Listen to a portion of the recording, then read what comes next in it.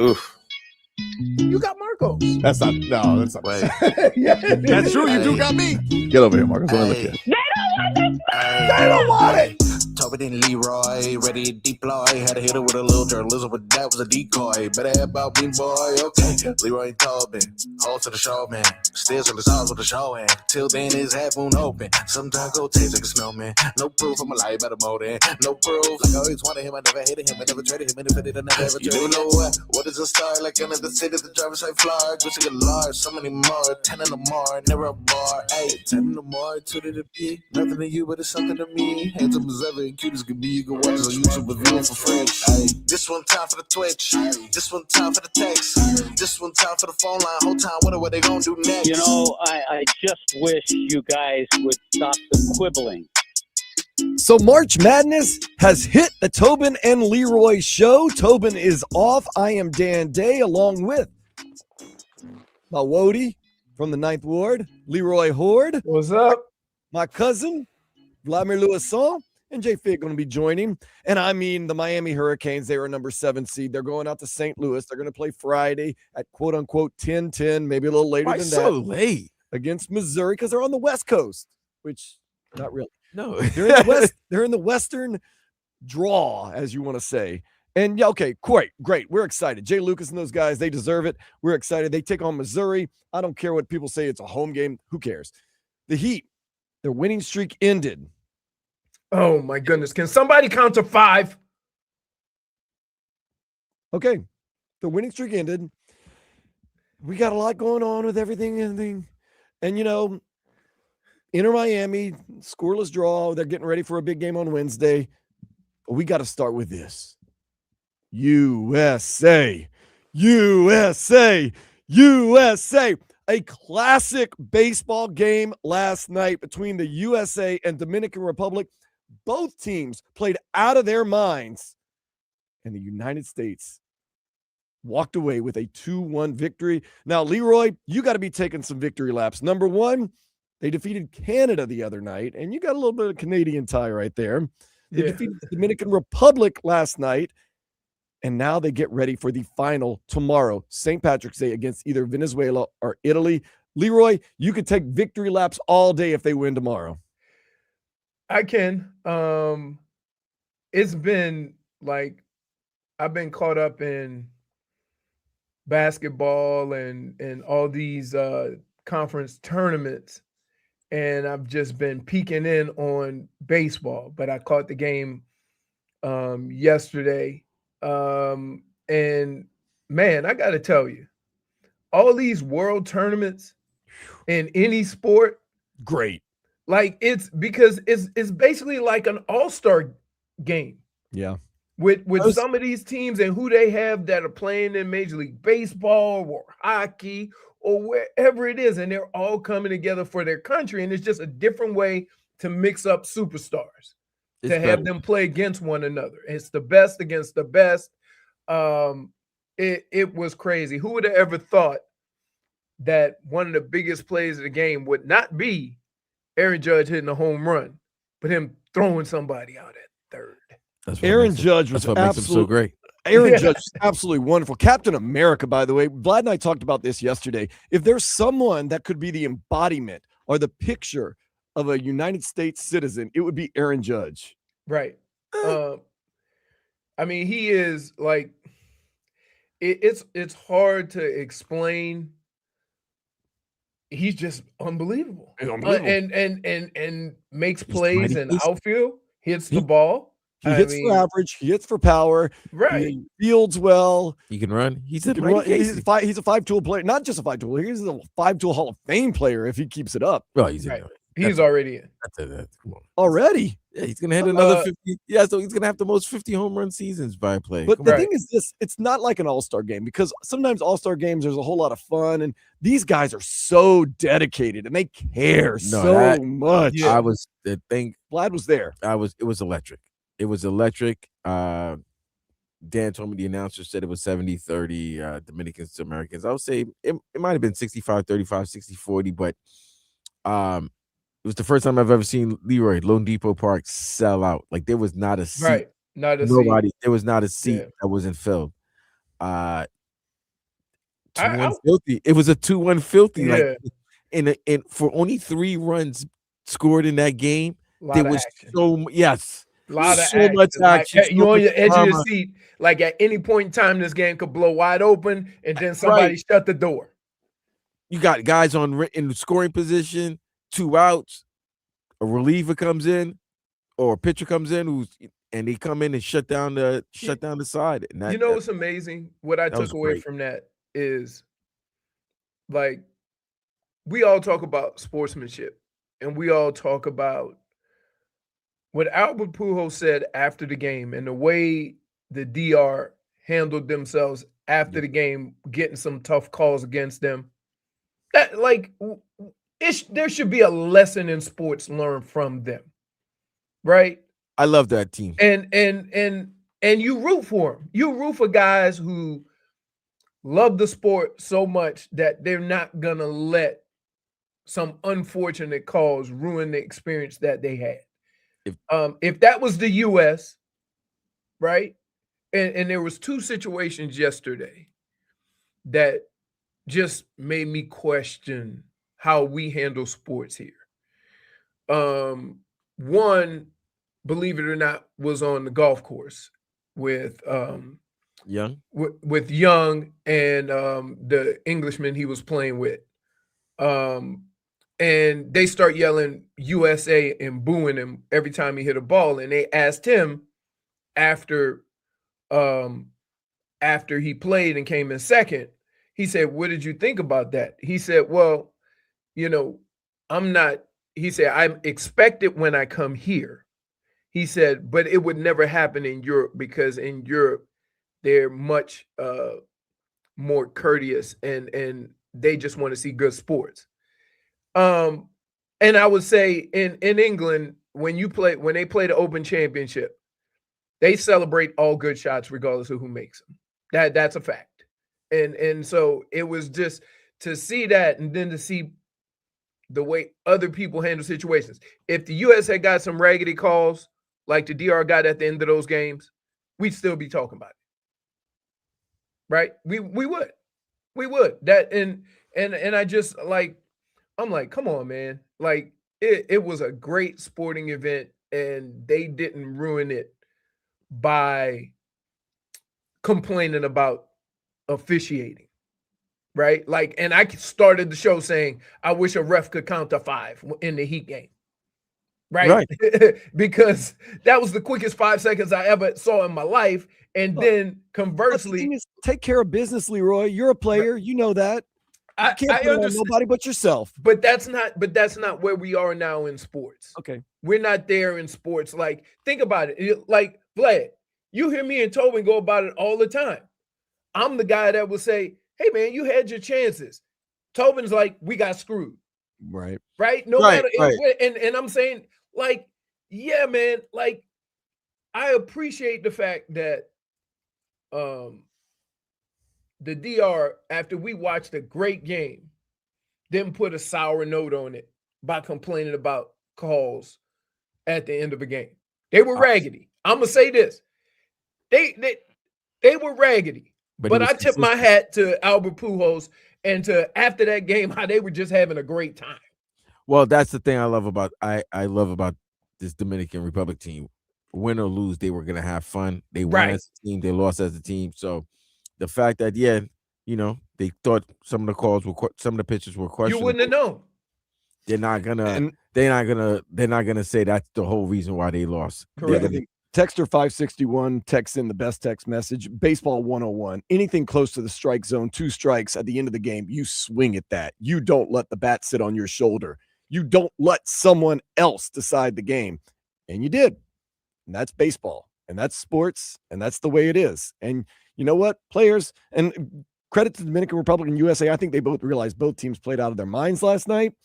And I think both teams realized they were really, really good. And it's a great game. It was a great baseball game without a whole bunch of scoring. And sometimes those 2-1 filthies, every time something happens, you're on the edge of your seats going, uh-oh, it's about to blow. Uh-oh, this is about to happen. 2 names. The most United States name ever, Gunnar Henderson. And then the most Italian name ever, Roman Anthony. hit the 2 home runs to win the game. Yeah. And he's a brother. Who's the brother? Is Roman Anthony a brother? Roman Anthony is as far from a He's not a brother as it possibly can be. Vlad, you just went with the first. You went with I Roman. went with the last name. Yeah, I went with the last name. name. Yeah, because No. Anthony's not really a Italian name, last name. I mean, Rome, Anthony, most Italian name you can get. Yeah, that's pretty Italian. He, you know, the reason he didn't play for the Italian team, by the way, is because he said he wanted to stick with his minor league team because he plays for the Red Sox, but he wanted to go to spring training to work on his swing. But when the United States called, he answered the call and played for the United States. So that's why he wasn't playing for Team Italy. Thank goodness. Speaking of Team Italy, it's another high-stakes World Baseball Classic showdown. Watch Jacob Marlin, and Vinny Pasquantino bring the espresso energy and lead Italy against Ronald Acuna Jr. and Javier Sanoja. I'm sorry, that's Marlin, representing Venezuela in a winner-take-all matchup for a place in the championship game. It goes down tonight, 8 o'clock, Lone Depot Park, and there's still tickets available. Marlins.com/WBC. So Vlad was in the house last night. It was electric on TV. It was electric in the house. Dude, that Julio Rodriguez robbery of Aaron Judge was nasty work, man. Oh, nasty work. Oh, because dude, the defense was fantastic on the both sides defense was last great night. when Judge threw out Tatis, because I was sitting right by the right field post, so it was like you saw it. You saw him lining up, and I'm like, I don't think Tatis should run on this. Tatis. Shoo. Tatis. That was a rocket. Yeah, that was right. I mean, everything was perfect. Trying to argue the call. Tatis looked around like, how do I argue this? And then he just went, damn. I just got gunned out. And then that was just, and mind you, remember Rodriguez got hit. Yeah, he got hit in the wrist. He got hit in the wrist. So the inning prior, so you didn't think like he would be. I mean, you know how some of these guys they're professionals. So the fact that he was able to go back, he climbed. I didn't want to say he climbed the wall, but he reached out and just stole a home run from Aaron Judge. I felt bad for Judge. Judge had the bat. I thought he was going to walked up to the first base. I thought he was going to make the defensive play, then hit the home run and be the hero. Got by the first base, threw his bat, just like he held his bat the whole time though. He's like, it might not be gone. It might. Oh, but you know what that is? That's just he's like, what do you do? I mean, there was great baseball being played, and sometimes you're gonna benefit from it, and sometimes you're gonna be on the other end of it. And he just that's one of those plays where you see usually during a regular season baseball game, the guy gets the first base and he tips his hat. Great play. That's it. That's all you can do. That's all you can do. Yeah. I mean, he got somebody. He got. You know, that's right. Great baseball. But that was a game where I want to say at least 6 or 7 times during the course of that game, you thought it was going to get blown open. Mm-hmm. And it just didn't. And that's the exciting part of it. The exciting part of it is not just the 2-1 game. It's a 2-1 game with both teams threatening all game. Yeah. And just great baseball being played. In a Game 7 atmosphere too, man. Can't wait for tomorrow night as we wait for the winner of Italy, Venezuela. Oh, shout out and watch tonight's game between Italy versus Venezuela. I mean, I'm sorry that I got to give myself a -1 for disregarding Italy when they beat the U.S. I thought they lost their first game in pool play. I was like, oh, they're out of here. And then when they beat the U.S., we all looked at the U.S. like, what are y'all doing? And then Venezuela took out the mighty Japan, took out Shohei, told Shohei to goodbye. Sayonara. That was crazy. It's been a while since I think usually one of those teams ends up going to at least the semifinals, right? Didn't Japan win it last? Who won it last? I mean, you pretty much had the best teams. I guess Italy would probably be the only surprise team. Right. You got the best teams in the quarterfinal, and obviously Japan being the world champions, the World Baseball Classic champions, winning in 23 and having the best player in the world. You would have thought, hey, they were going to be at least in the final. It would have been U.S. versus Japan again, and Venezuela had different plans. Mm-hmm. Yeah, different plans, and that, like you said, too many all-stars in all the teams. All the teams. So Sandy Alcantara will pitch the championship game No, he won't because they No, lost he's done last night. though. They're done. I don't know. I was thinking from There's he's no done. bronze medal. He would have pitched. He would have pitched. Let's get to headlines real quick. Doral Volkswagen, home of the Pricito, our lowest price. Visit Doral Volkswagen at DoralVolkswagen.com. We'll talk about it in the next segment. The Heat did lose to the Magic 121-117. Next up, a very testy game against the Charlotte Hornets up in North Carolina tomorrow at 7. Both Messi and Rodrigo DePaul did not play due to rest. Inter Miami, they had a scoreless draw versus Charlotte FC. They're going to face Nashville SC Wednesday at 7 in the second leg of the round of 16 in the CONCACAF Champions Cup. Panthers, starting to get a little shaky. It's that wasn't shaky. They got the ass kicked. No, I'm talking about playoff hope. No. It's been dead. Unalive. Excuse me. It's been dead. Look, Sam Reinhart's not on this trip, by the way. So. I'm not even gonna look at this team and be discouraged, disappointed, or nothing, because I'm a realist. I see what happened to half their team all year. I saw them just go exhaust themselves trying to get back in it, and they got nothing. The energy is gone. They're beat up. They're banged up, and you got to accept that. I hope that this doesn't happen. I hope that the organization doesn't feel like they got to make big time changes, because I think the only change they need is health. Simple as that.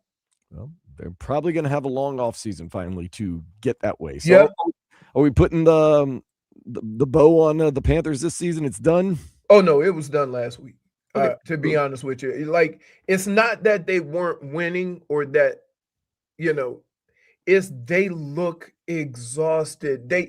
Every time I turn on the Panthers, they look like the fastest, the most physical team on the ice. Anytime they play, they might not always win. The last month, I've turned on the TV and they look tired.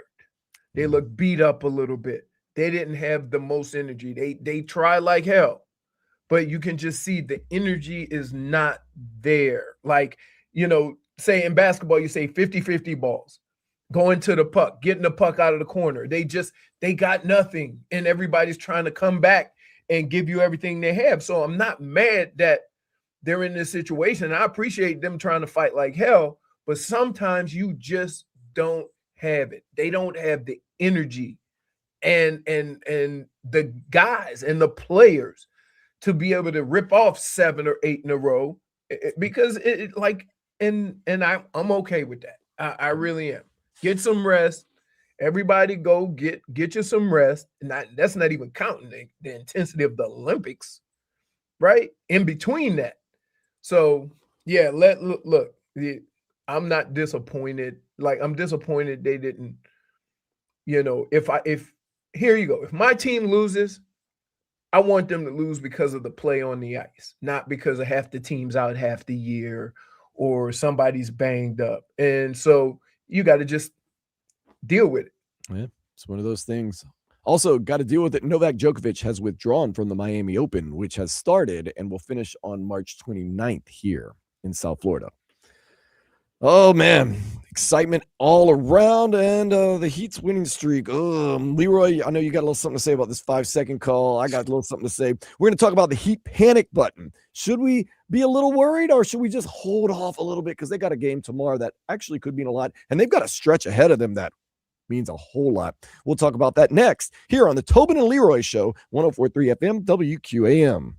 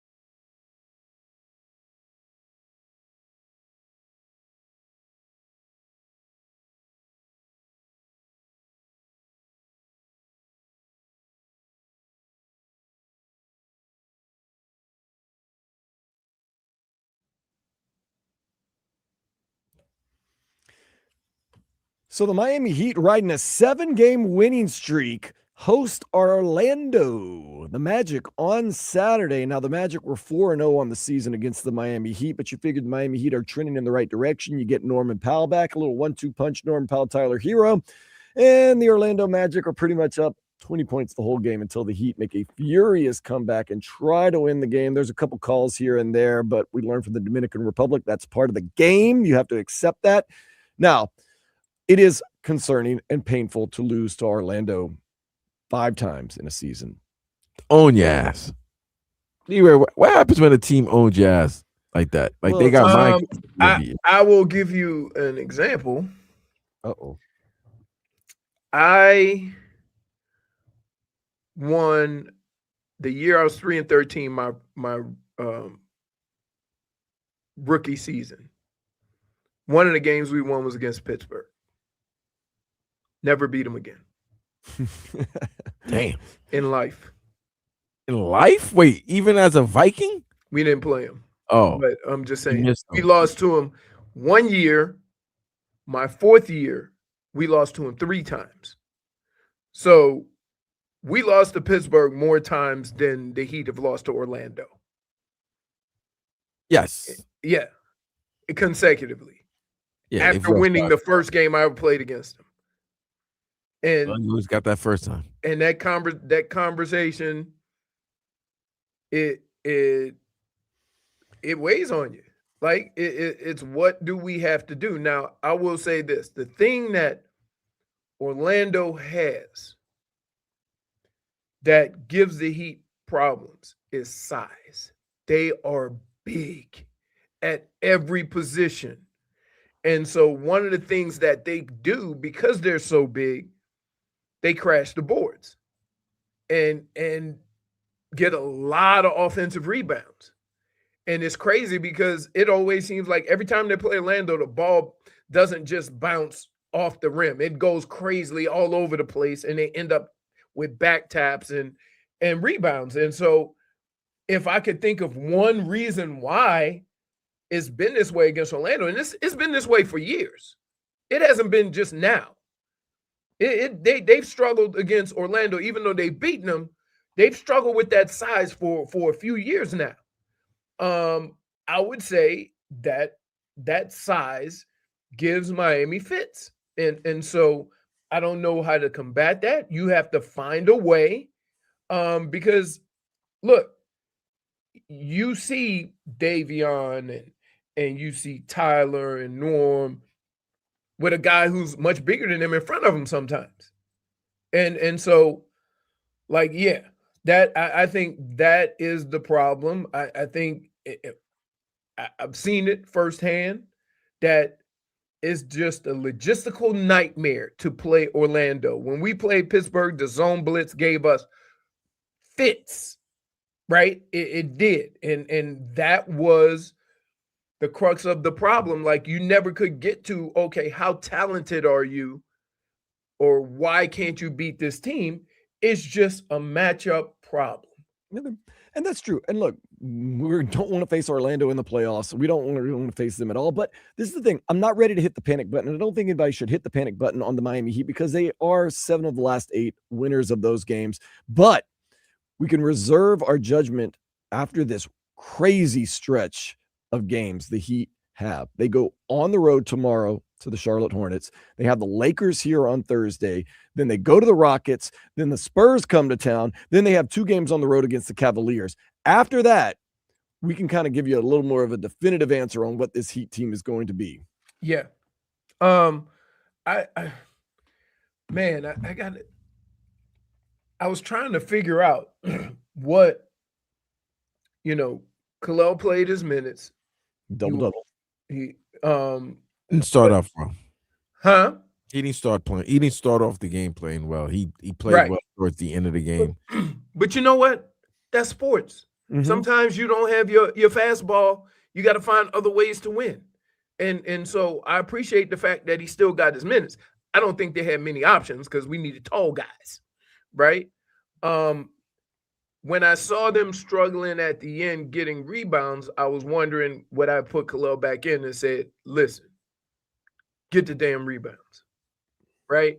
And so it became frustrating that just their sheer size was, they were able to get the offensive rebounds, the ball bouncing all crazy. At the end of the game, I know I complained about the 5-second call, which is never called in basketball. They never call it. Right? They And never call anything. look at how quick he started counting versus the lady ref when she started counting. That was the slowest 5 seconds ever. So I hate the inconsistency of officiating sometimes. I'm not even talking about fouls. I'm not talking about that. I'm talking about things that should be consistent. 5 seconds is 5 seconds. I don't want to hear it. Well, some guys start quicker. Some got 5 seconds is 5 seconds. There should be some consistency with that. So, but at the end, when you think about it, they still had chances. And that's what we want to ask you, Leroy. Chances. Vlad and I will give you our final. We call them the final five. Who Spo should go with at the end of the game? Who is his final five? Not starting five, but final It depends, though. It It depends. And Let's Leroy, say for this past game, I would get it. definitely had Kalo in there. You're right. I get it that you have to have it. Depending And you might have on a the hot context, hand. and you might have a hot hand. But I still don't think Coach Spo knows, other than Bam, who the You rest don't of know who the last five is. So he doesn't know. He doesn't know who the other four that's are the going to point. be. Right. Leroy, I'm going to give you a second to put together your final five. Of course, Okay. Vlad and I, we put together our final five. We disagree a little bit, but we'll see how you feel about it. I guess I'll go first, Vlad. Is that cool if I go first? Yeah, man. You running the show.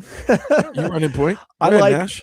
Tyler Herro, Norman Powell, Kalel Ware, Bam Adebayo, and if you can get Andrew Wiggins back. That's my final five.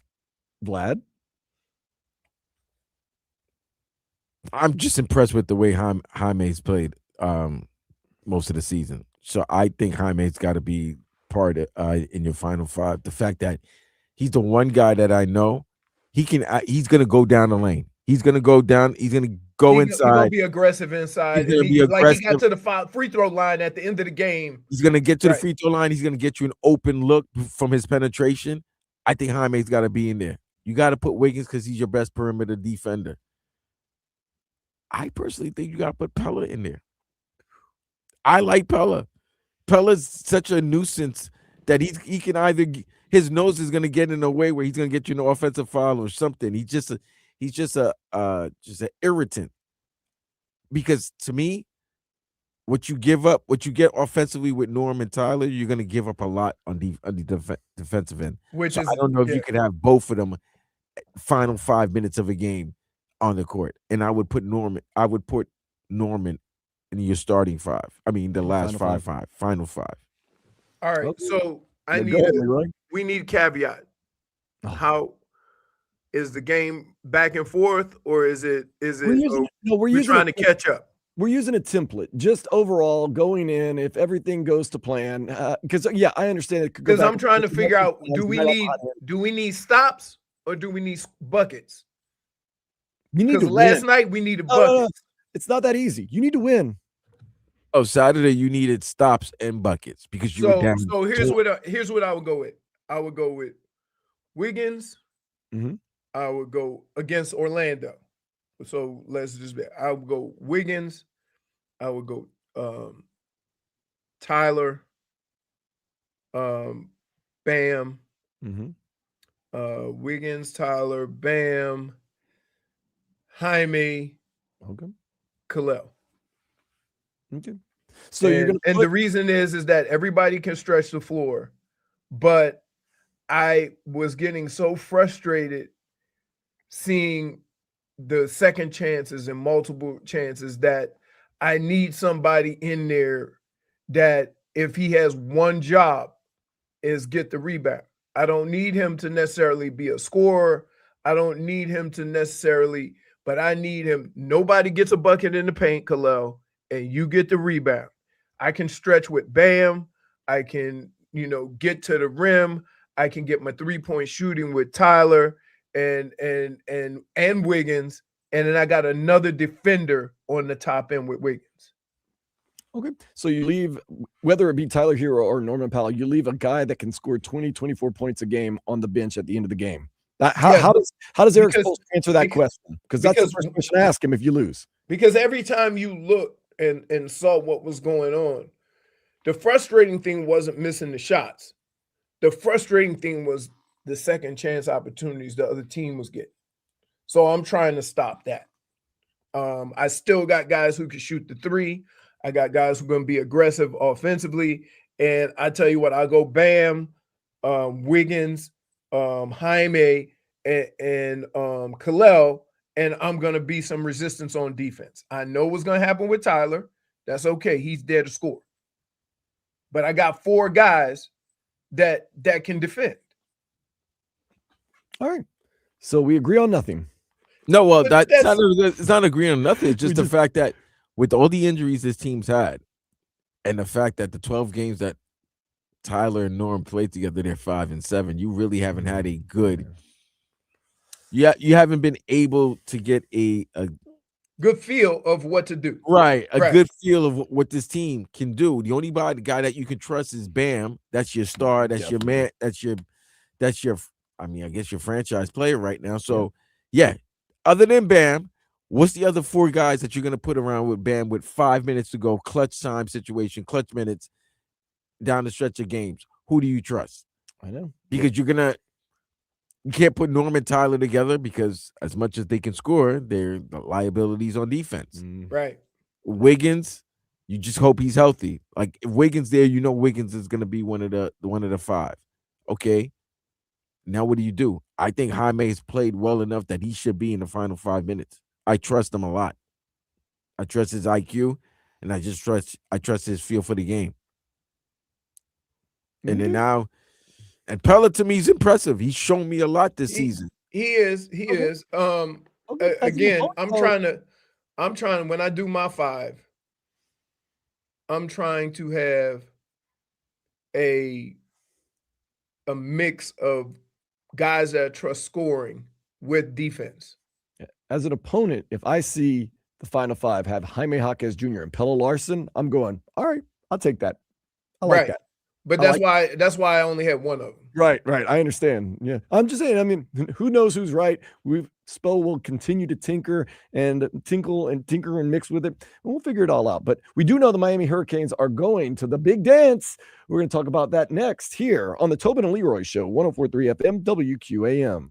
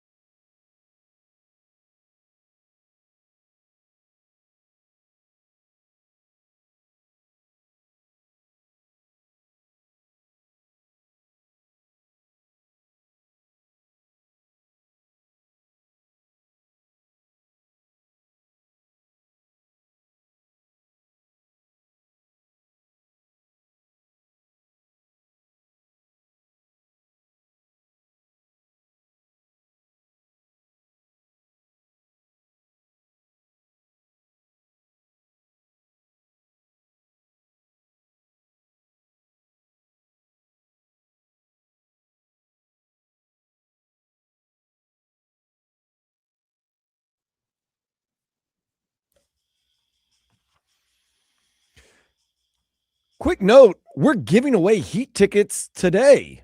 We've got a pair for March 30th when the Sixers are in town for your chance to win. Listen to us. That's coming up at 11:20. So got some Heat tickets. I actually watched the 76ers and the Portland Trailblazers yesterday. Give them credit, man. They won a game last night without Maxey, without Embiid, without PG. Well, PG suspended, but they've still the 76ers been able to hold down the fort while these guys are hurt. They've won 2 games this weekend that I didn't expect them to win. And Portland's not terrible, by the way. No, they're not, but they were favored. As a matter of fact, Portland was favored 8 points on the road. In Philadelphia. In Philadelphia. Okay. And Philadelphia won. So this is why Miami can't afford to lose any games down the stretch, especially games that they have against the teams that are in that group. I told you we have a gauntlet coming up with the Hornets, the Lakers, the Rockets, the Spurs, 2 Cavaliers games. But you have a couple of quote-unquote gimmies like the Pacers. You also have the Wizards twice. You got to win those games. Those are gimmies that you have, at this point in the season you have to win. Wizards going to get revenge, Leroy. Wizards twice, by the way. They can't take that. Yeah, they can. That 83-point beatdown that Bam gave them. Oh yeah, they can't let that they probably looking at film, not him. Anybody but him. Anybody but him. But right now the Heat are in 7th place. They are in the play-in. They would be hosting. They were in 6th place for 12 seconds. They were in 6th place for a a good 1 hour. If they beat Orlando this past Saturday, they could have been in 5th place. Yes, they could have. But could have, could have, would have, should have. But look, you know what? Hitting the road. Speaking of, the Miami Hurricanes are going to be hitting the road going to St. Louis this coming Friday after 10 o'clock. They're going to be playing the Missouri Tigers. This has been one of the, I think it's been one of the most slept on stories, but one of the most unbelievable stories here in South Florida. You have an team that literally at one point was just one man, Jay Lucas, when he walked in the building. They had no roster, 0 roster. He might win Coach of the Year. I don't think that, who's been better. What? The coach of Michigan, coach of Virginia, Dusty May. Yeah, Dusty May. Well, if you're talking about the turn nationally, or you just talking about in the conference? I'm talking about nationally. He definitely went in the conference. I don't know. I mean, Duke did finish overall number 1. Yeah, but wait, no. Here, this is how I look at Coach of the Year. And I use a baseball wins above expectations. What were you expecting out of Miami at the beginning of this year versus what you were expecting out of Duke? And so who exceeded what you expected them to be? And that's how you determine who's Coach of the Year. If I got the best team and I'll beat all the other teams, you're expected to do that. So how's that coaching? It's still a good job, but it's a good job. But I'm just saying, okay, listen, we saw what Miami was last year. To go from that to this and going to the tournament, I don't think when this season started, anybody was saying, okay, Miami's going to have some signature wins and they're going to be in the tournament at the end of the year. So that's how I look at Coach of the Year. Who won Coach of the Year in the NFL? Was it Vrabel? Right. And why is that? Look at the same scenario. What they were the year before versus going to the Super Bowl. And it's Vrabel. But it doesn't, but like name does matter as well. If there's a name that's in the I'm not going to dispute that, but I'm also looking at a team. What were they? Did they have 4 wins the year before? 3. 3 wins the year before to the Super Bowl. Mm-hmm. Okay, that's on par with how you look at Miami. Yeah. No, I mean, going into the season, I was like, if we're a little bit above 500, I know Jay Lucas is supposed to be really good, but he's got to take time to build this program. I thought, you get a little bit above 500, you'll be all right. And lo and behold, man, they have answered the call all year long, including the 2 losses against Florida State, which we thought was kind of a bummer. They revenged that loss. Then they lost to Louisville in the last game of the year. They revenged that loss in the tournament. And then all the other teams they lost to were basically ranked teams. This is a team that has answered the call. And this is a team that, you know, I don't want to see people are saying, oh, isn't it unfair that Missouri gets a de facto home game? I don't know if it's really a de facto home game. They're in St. Louis. It's 100 miles away from Columbia, Missouri. And Miami is a smaller school, so your fan base is already going to be a little bit smaller anyway. So it's a neutral site game. I'm excited. I know Vlad's really excited. That's a 10-10 tip-off, possibly 10-30 tip-off. Don't matter to me. I'm doing Panthers West Coast that time. So I thought you were going to be at Duffy's Implantation with me on Friday. Nah, unfortunately, I won't. Wait, is it Friday? It's Friday. Oh no, Panthers. Yeah, that's the final game of their road trip. The road trip, yeah. But yeah, I can see this team winning that game and moving on, man. I saw how gritty they were in that Louisville win in the ACC tournament. When I kept watching at the end, I don't know if you saw it, Leroy, but I kept being like, oh, they're about to start folding. And they did not fold. They are tough. Yeah, but what happened the next day when they met Virginia? It didn't get gritty in that game. Okay, then that's it. So that's the. But I would say it could go either way with them. I would say this with Miami. The one significant difference is Jay Lucas has these guys playing aggressively, physically, with much effort, to the point where how good they are is secondary. It's how they play that is front and center. And whenever they play that way, they're in every game. And when they don't, it looks like it did against Virginia. And this is the thing, the great voice of the Miami Hurricanes, Joe Zagacki, who will call that game this coming Friday, once told us, this is the thing about the NCAA tournament. If you play bad for a stretch of 10 minutes, your season could be over. Right. If you play good for a game or a half, you can move on. But simply 8 bad minutes can cost you the season. And the thing is that if there's one thing that you've been able to count on from this Miami team is effort. Yeah. Effort. They all give maximum effort. So when you have – now, here's the thing that hurts you in the NCAA tournament. Usually teams that win the NCAA tournament have great point guard play. And they shoot the ball well. Yes. Miami's not known as a team that shoots the 3 well. They got one guy. One guy, right. Yeah, but again, they're not, as a team, they're not. He looks like a 3-point shooter. They got the intangible. He looks like a 3-point shooter. As a team, they're not known as a 3-point shooting team. So they're going to have to go about it like, remember Butler, 46, 47? They're going to have to kind of go at it with that kind of attitude, because they're not making threes. But if a team gets hot, and this is what happens, a team will get hot from 3. I don't know if Miami can compete with that. So they're going to have to, like, really play their game. And if they get hot, I'm Vlad, let me change that. If he gets hot, oh yeah. Oh no. If he gets hot, it's not they. It's not they. And that's, I think that if this goes far or it doesn't go far, we're going to say one or two things. The team scored 15, 20 more points shooting 3, 21 more points shooting at 3. And that's going to be their downfall. It's not going to be effort. It's not going to be that. It's going to be the one skill that when you get into playoffs, it catches up to you if you can't do it. And that's it. Yeah, that's absolutely true. Look, if he gets hot and hits 8 threes in a game, you got a chance to walk away from that bad boy. If you can't make shots, you're in a whole lot of trouble. But what I do like about that, like you said, Leroy, about this Hurricanes team is they're always going to give you maximum effort. And that gives you a chance, at least, whether you're on or off, to possibly win a game or 2. But if you do get hot, we've seen teams like Loyola of Chicago make a run all the way to the Final Four. They got hot.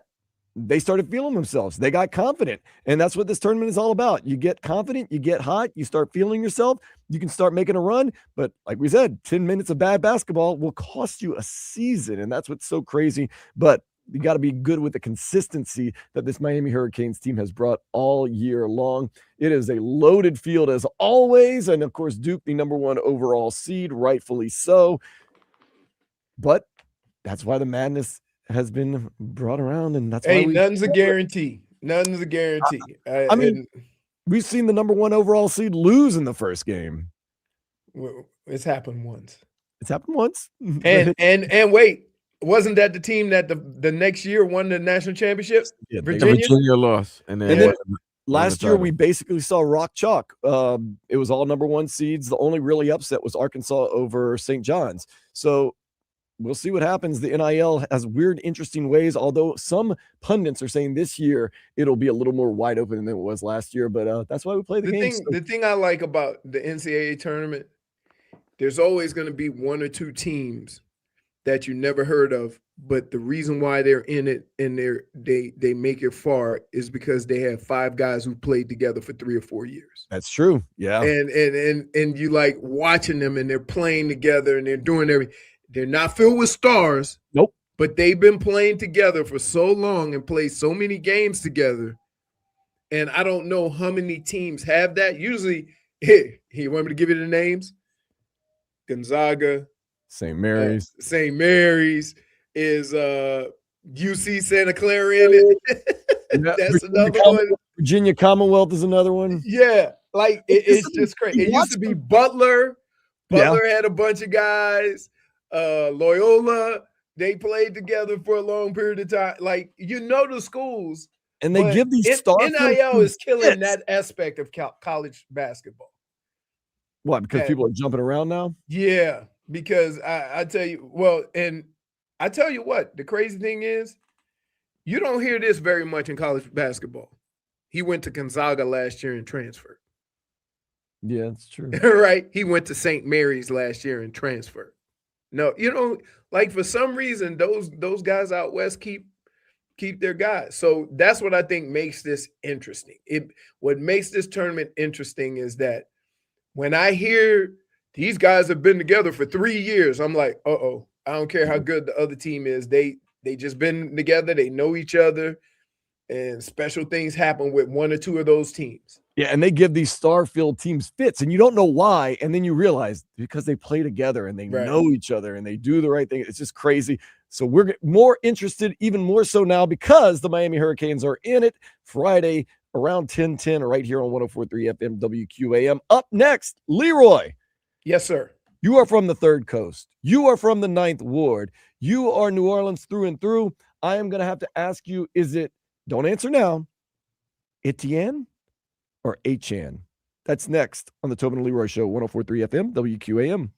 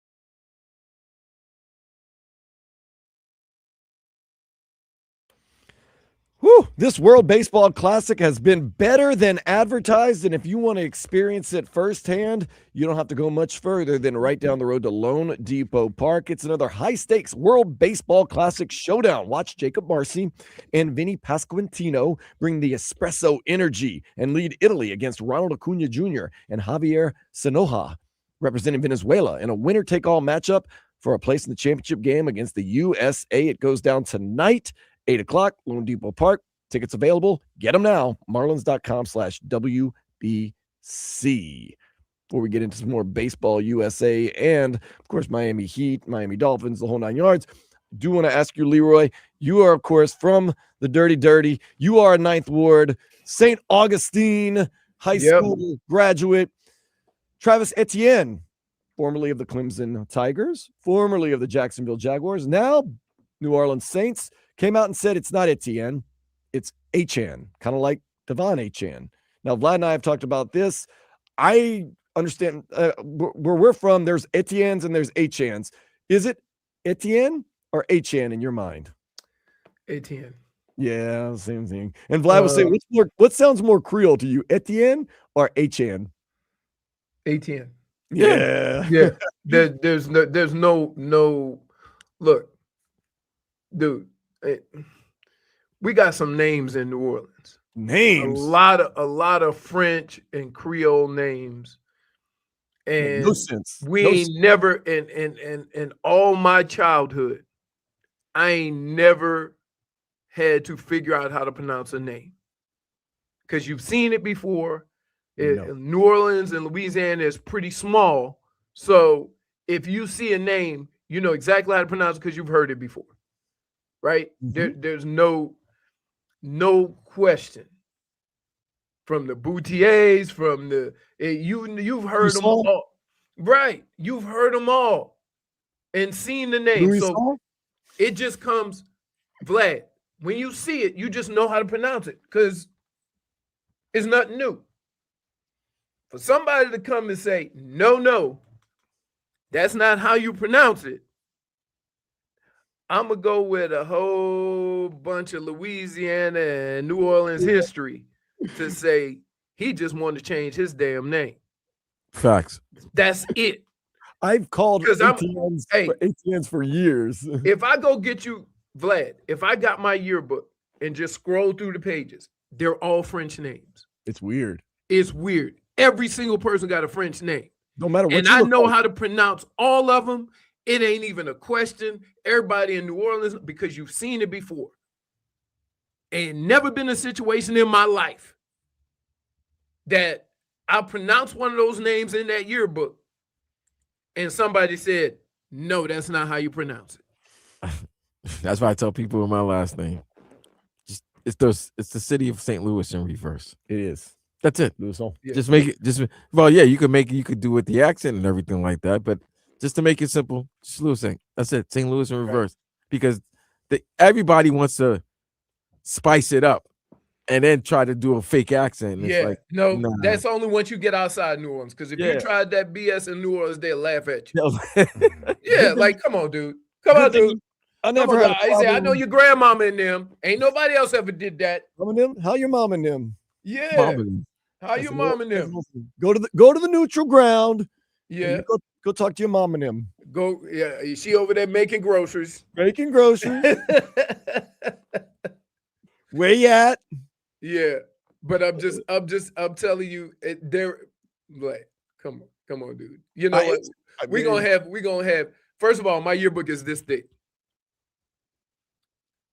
Because we only had 600 people in the school. My graduating class was 110. So, and if I just read you some of the names, you're going to be like, wow. And if you read those names in another part of the country, most people would say you went to an all-white school.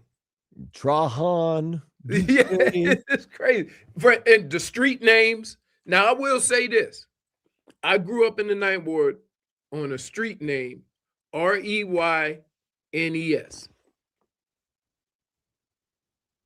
And people would butcher that name up outside of New Orleans.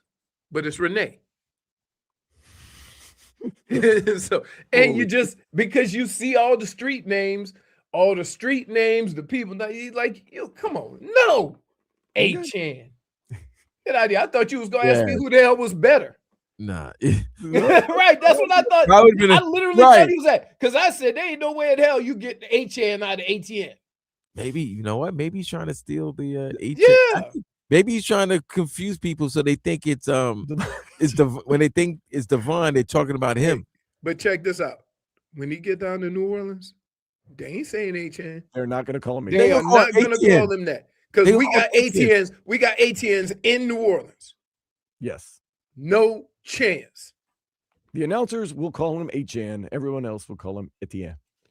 So yeah, okay. Let's get. And if you're lucky, they'll put the accent on it. Etienne. Love putting that accent on there. Yeah.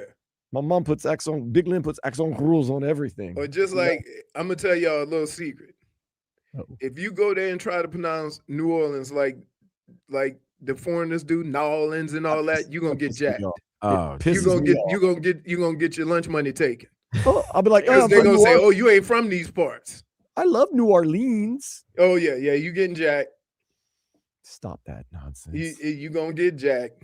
It literally upsets people in New Orleans when you mispronounce. And like most cities, when you mispronounce the name of the city, right? Trying to be cute.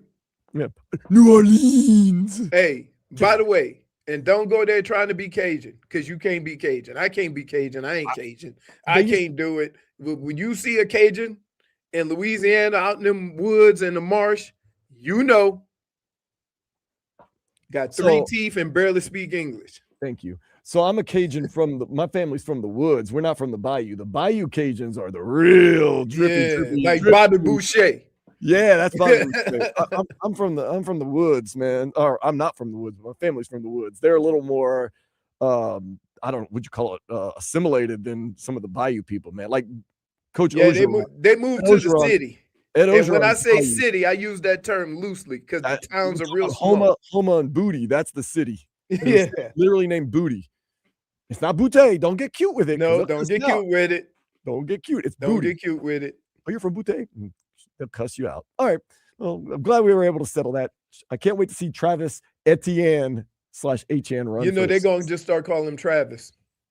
They're not going to call him anything. Well, I mean, if he rushes, Junior. If he rushes for 1,000 yards, they'll call him whatever he wants. I'm calling him Junior. He's Travis Etienne or Achane Jr. I'm calling him Junior. Vlad, you know, I'm going to tell you right now. My dad going to be sitting around with his friends watching the Saints game. And they're going to be having a beer or two, eating some crawfish or some ribs or something.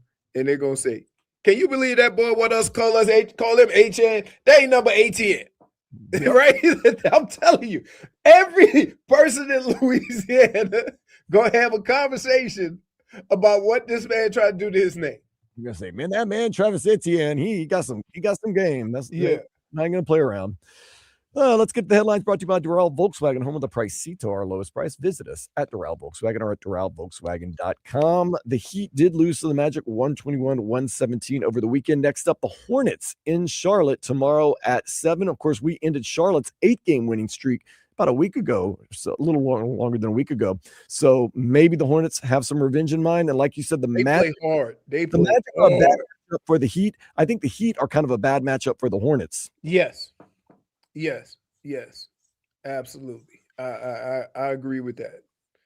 And it's crazy because the size that the Heat can put out there gives Charlotte issues.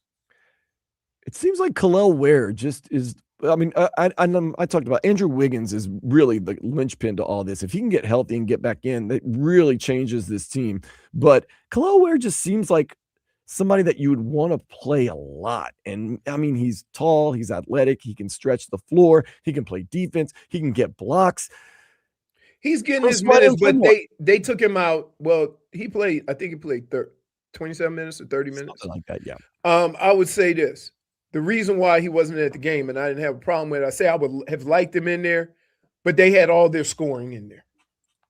Everybody that was in the game was there to do something on the offensive end. and they didn't say we need to stop. Now, when they did need to stop, when it got to the end of the game, I would have maybe thrown Kalel in there for a series or two, but they needed to score. And I think that was why he went the way he went. Leroy, you said it earlier. They got out rebounded 49-32. Right. But that's you know why? That's because and free throw shooting. Also, what? They missed 5 free throws. Are the Heat like the worst free throw shooting team in the league? Terrible this year. They have been, to me, in my mind. I mean, they give up 7-8 points just from free throws every game. I mean, you lost by 4 and you missed 5 free throws.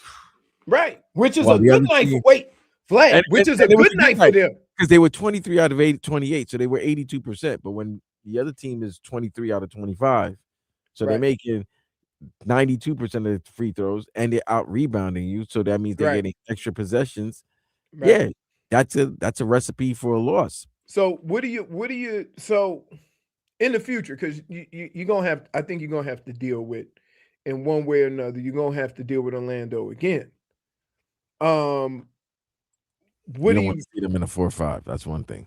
Right. What do you want? What do you want? What would you do?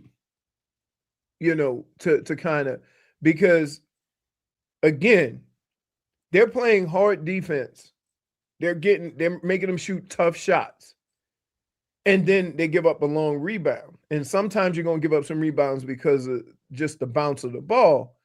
But I think to get out rebounded that much and then having to put them on the line, it's a recipe for disaster, and you ain't even really, it has nothing to do with your effort. And so what I would say is, even though you might lose some scoring, would Kalel make a big difference in that disparity as far as rebounds? I think so, but it's not up for me to No, decide. I know. And again, I'm not even criticizing Spo for what happened at the end of that game, because you had to get scoring, you had to come back, and then those things reared their ugly head at the end with the extra possessions and stuff like that. But to get back into that game, you needed scoring. Yep. And I mean, like I said, there's no surefire final 5 that you always have to have. It is always going to be a game-to-game thing. I mean, think about this. The 3 of us just had 3 different final 5. So just imagine what they doing. That's because they haven't had their team. Right. You haven't had the options roster that they have now. Tyler Herro talked about it after the game the other night. He said, we haven't had time to build the chemistry with this lineup. No, I mean, you've to be fair, it's only been 12 games, so it's not much. But what we've seen of Tyler, like I said, Tyler and Norm together, or Tyler, Norm, and Bam together, it's not been good. It's been, we've seen below average. It's been below average. We've seen the weaknesses. We've seen the faults when Norm and Tyler have been paired together on the court. Which is weird because we saw Tyler and Kalel, and we're like, oh, we like them coming off the bench. That it seemed like that bench had some firepower with Ware and Herro coming off there. Correct. But because you haven't been able to have the full roster together. Even when that winning streak was happening, Norm wasn't there. And then somewhere along the line, Tyler got hurt. I think at the end of games, if you would have needed a stretch like you had there, I think it would have definitely been Wiggins would have been in the mix, because that dude can get a bucket, right? And play some more play better defense on the perimeter than most of the guys out there. And so I think he would have made a difference. However, I'm not, because you needed the scoring and you were down a lot, I understand why Kalel wasn't in the game, but it just so worked out that the things that hurt you at the very end were what you have Kalel for.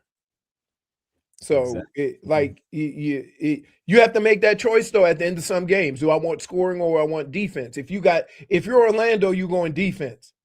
If you're the Heat, you're going offense because you're catching up. Exactly. And speaking of the Heat, let's do this right now. Let's give away some Heat tickets. They got a pair of tickets for the March 30th game against the 76ers. They're going to be in town. Your chance to win right now.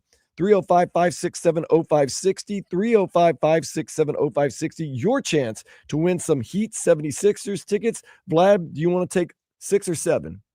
7 or 6? 3.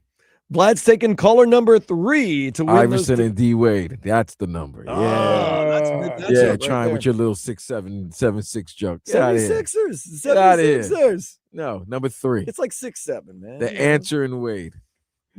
Number 3, caller 3, 305-567-0560 wins those Heat 76ers tickets March 30th at the Kaseya Center.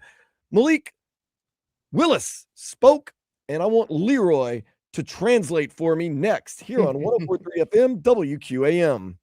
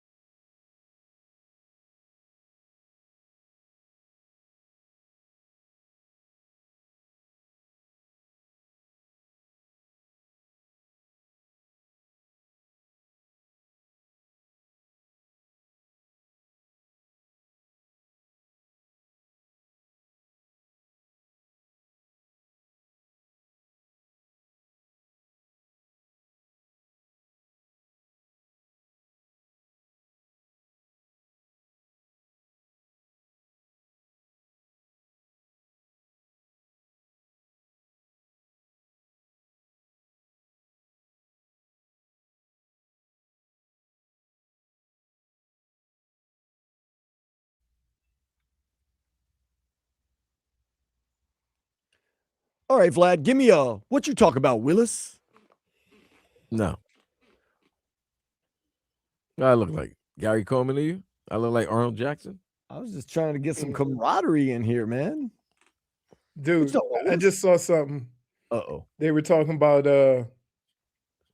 the Robbie Avila, the kid from St. Louis that made the tournament. Mhm. Here's his nicknames. Oh, Lord. Oh, boy. Kareem Abdul-Jabbar, Hell no. Larry Nerd, Larry Blurred, because he wears glasses, College Jokic, College Jokic is funny. and Milk Chamberlain. They're all terrible nicknames, by the way. I mean, But but they're wait. letting you know who the person is. If you Wait, can't tell that the You know person he is. is intangible. He can play. If you can't tell by that, then yeah. Well, he's Latin, isn't he? What's his last name? No, he's His What's his last name? Avila. Uh-huh. So he's Latin. Checkmate.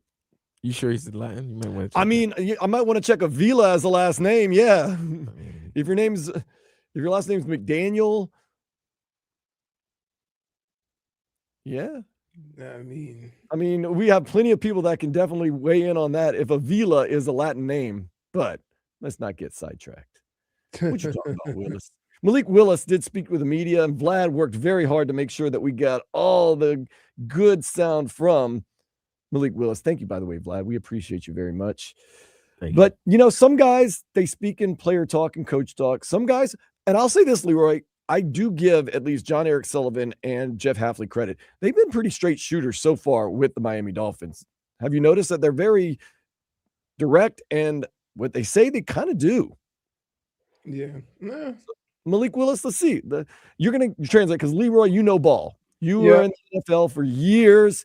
You know what players are thinking, what they're saying. I always go to you because I love the way that you can break down what players are thinking and saying and what they're doing on the field because you have been there. You've been through all the wars. You've been in some of the biggest games on some of the great teams and some of the bad teams in the NFL. I'm going to tell you what the hardest thing to do here. The hardest thing to do when you hear especially a quarterback or a coach talk is separate the quarterback and coach talk from reality, right? Like sometimes they just spit out the same stuff because that's what a quarterback or a coach is supposed to say. And you got to kind of figure out, okay, how much of this is real and how much of this is what 12 other people would say in the same moment. And it is funny that we're tired of coach talk and player talk, but then when Tua mouths off like he did last year, you get aggravated at that too. So it's a line you have to walk. Now you know why quarterbacks and coaches usually stay in that lane. Right. Yeah, absolutely. So let's see. Malik Willis did speak with the media about 5 days ago and talked about one of the words that we heard so much last year about being a leader. What is Malik Willis going to do to be a leader of the Miami Dolphins? I feel like leadership, we should all be leading each other. Obviously, to earn a position of leadership, that's what you got to do. You got to earn it. You got to do what you need to do each day to prepare, do what you need to do each day to work. And you got to be a guy that can hold people accountable and be held accountable. I think there's a lot that goes into that, and you only can build that over time. Okay. That was, let me tell you, that wasn't. Now, I'm going to compare this to the past. And I'm going to just do it for this reason. Because some people think the highest paid or the quarterback is the leader. And I've said this before. They may be the captains, but they ain't the leaders. There's guys on that team that if they talk, whether you got a C on his chest or not, everybody going to pay attention. And we had those guys in every locker room that I was ever in, even though they may not have been the captain. So when he's saying you got to earn that, that means that everybody else in that locker room, whether you got a C on your chest or not, go know who the leaders are. And so that's what he's kind of saying. We get so caught up in, oh, this guy makes the most money. He the quarterback. He got to be the captain. That's not necessarily true. And you need to get away from that. That doesn't make you a leader. That doesn't make you, even though you play a leadership role, a leader or a captain. So when I think of a quarterback being a leader, that means he could go and holler at the defense and say, look, this is what we need, right? And they're going to respect that, right? I don't think at no point in time that Tua or even Tyreek could go over to that defense and say something so that they would respect what they're doing and say, let's go, right? So there's a lot of truth to what he's saying. I think the most important thing that we should take from that is he wants to earn that role. He's not the guy that it does sound like a guy that just joined the team that doesn't want to be like, I'm going to be a leader. He's saying, look, let me get in here and let me work at it. Let me show you with my work ethic. Let me show you with how I go about doing my daily business, how I go about working at my craft, and then you determine whether I'm a leader or not. I'm not just going to take that name. And I like that you said that, Leroy, because I felt as though last year the Dolphins tried to manufacture leaders rather than have organic leaders. Like now it seems like they're trying to have more organic. They lost their leaders last year. Teron and Calais were the leaders in 2024. Correct. If Calais or Teron said something, you best believe that they carried a big stick. And not only that, they were the ones that were standing and waiting to answer the questions after the losses. They were accountable. They were waiting. They were giving you the answers, telling the fan base not to give up. We're going to get things turned around. Right. All of that.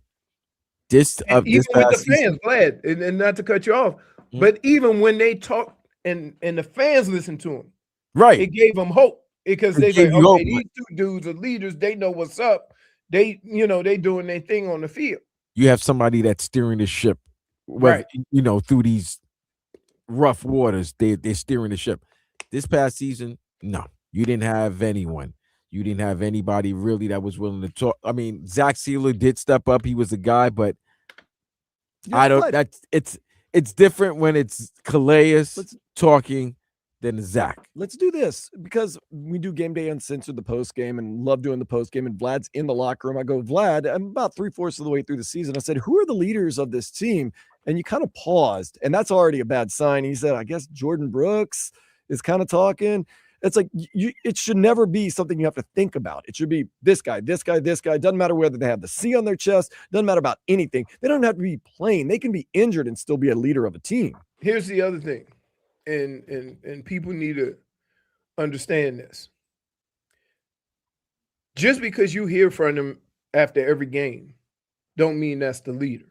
Because I know a bunch of guys that did not like talking to the media because they didn't like the BS that they had to talk about. If they had something to say, they would say it to the team or the individual that needed to be talked to. And so just because you don't hear from that guy,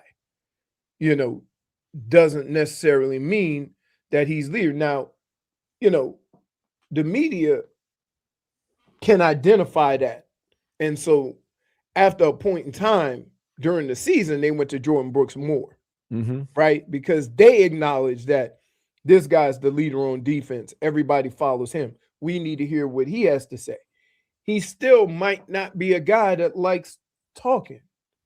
And so you have to understand that, look, everybody doesn't have the ability to talk to the media. It doesn't mean they're not leaders. It just means that the things that they say and how they say them might rub some people the wrong way, but not the people they talking to. Or it doesn't echo the same. Because, like, for example,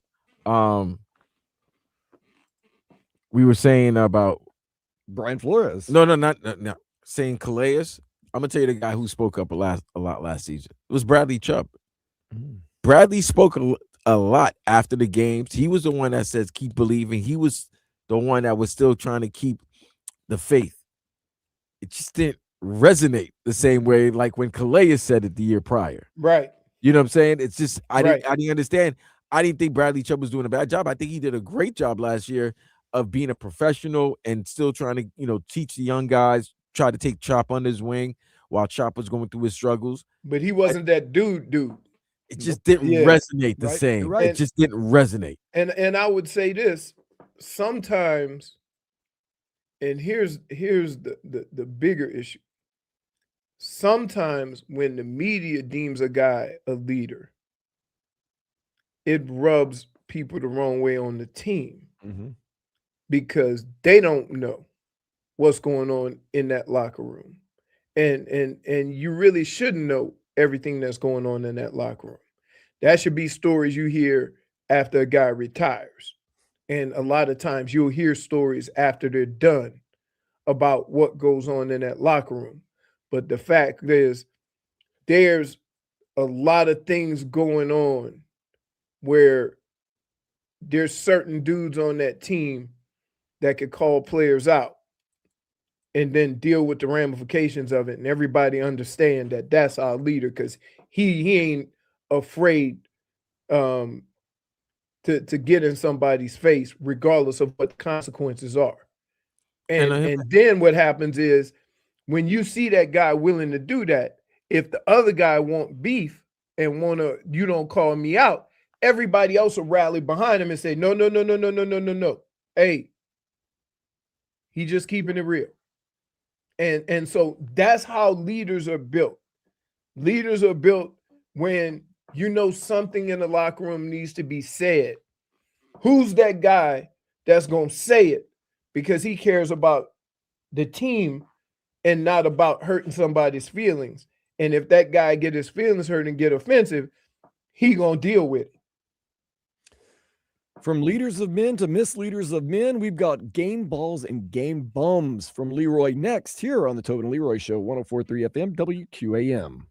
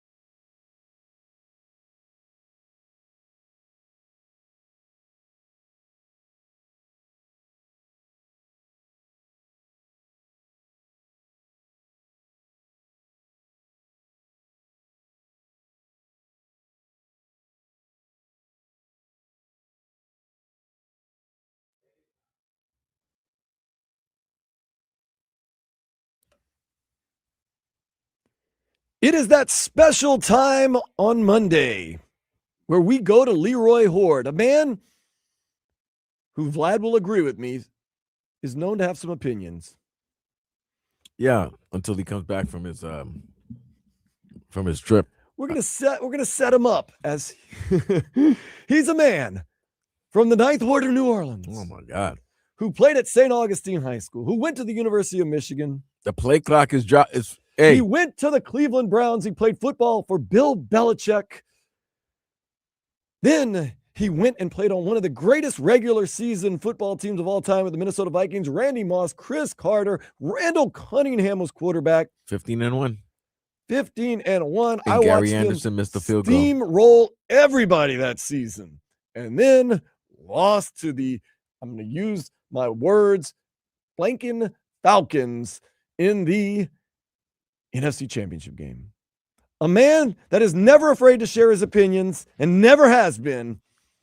That is why on this time every Monday, we go to Leroy Hoard for game balls and game bums. Belichick would have fined him right now. Take it away, Leroy. Didn't he say, I don't find people, I cut your ass. That was terrifying. I'll take that. The best thing you can ever get from somebody is a cussing out. The worst thing you can get is close the door. Yep. All right. So there was a lot to choose from my game ball. I could go with Young, who won the Players Championship, won the biggest check of the year at around $4.5 million for a golf tournament. I could go with the U.S. making it to the finals, but I'm going to go bigger. I'm going to go bigger. The World Baseball Classic has been special. Mm-hmm. It has been intense baseball at its finest. And the fact that Italy has made it to this point is amazing. It has been a joy. I've probably watched maybe 5 games.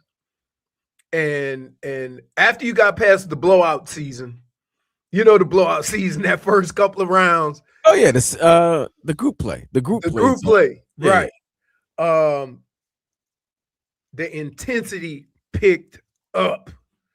It's been like, if you enjoy sports, you like to watch sports where they mean something, where it's on the line every time somebody comes to bat, or every pitch that's made, or you got bases loaded, 2 outs, man in scoring position.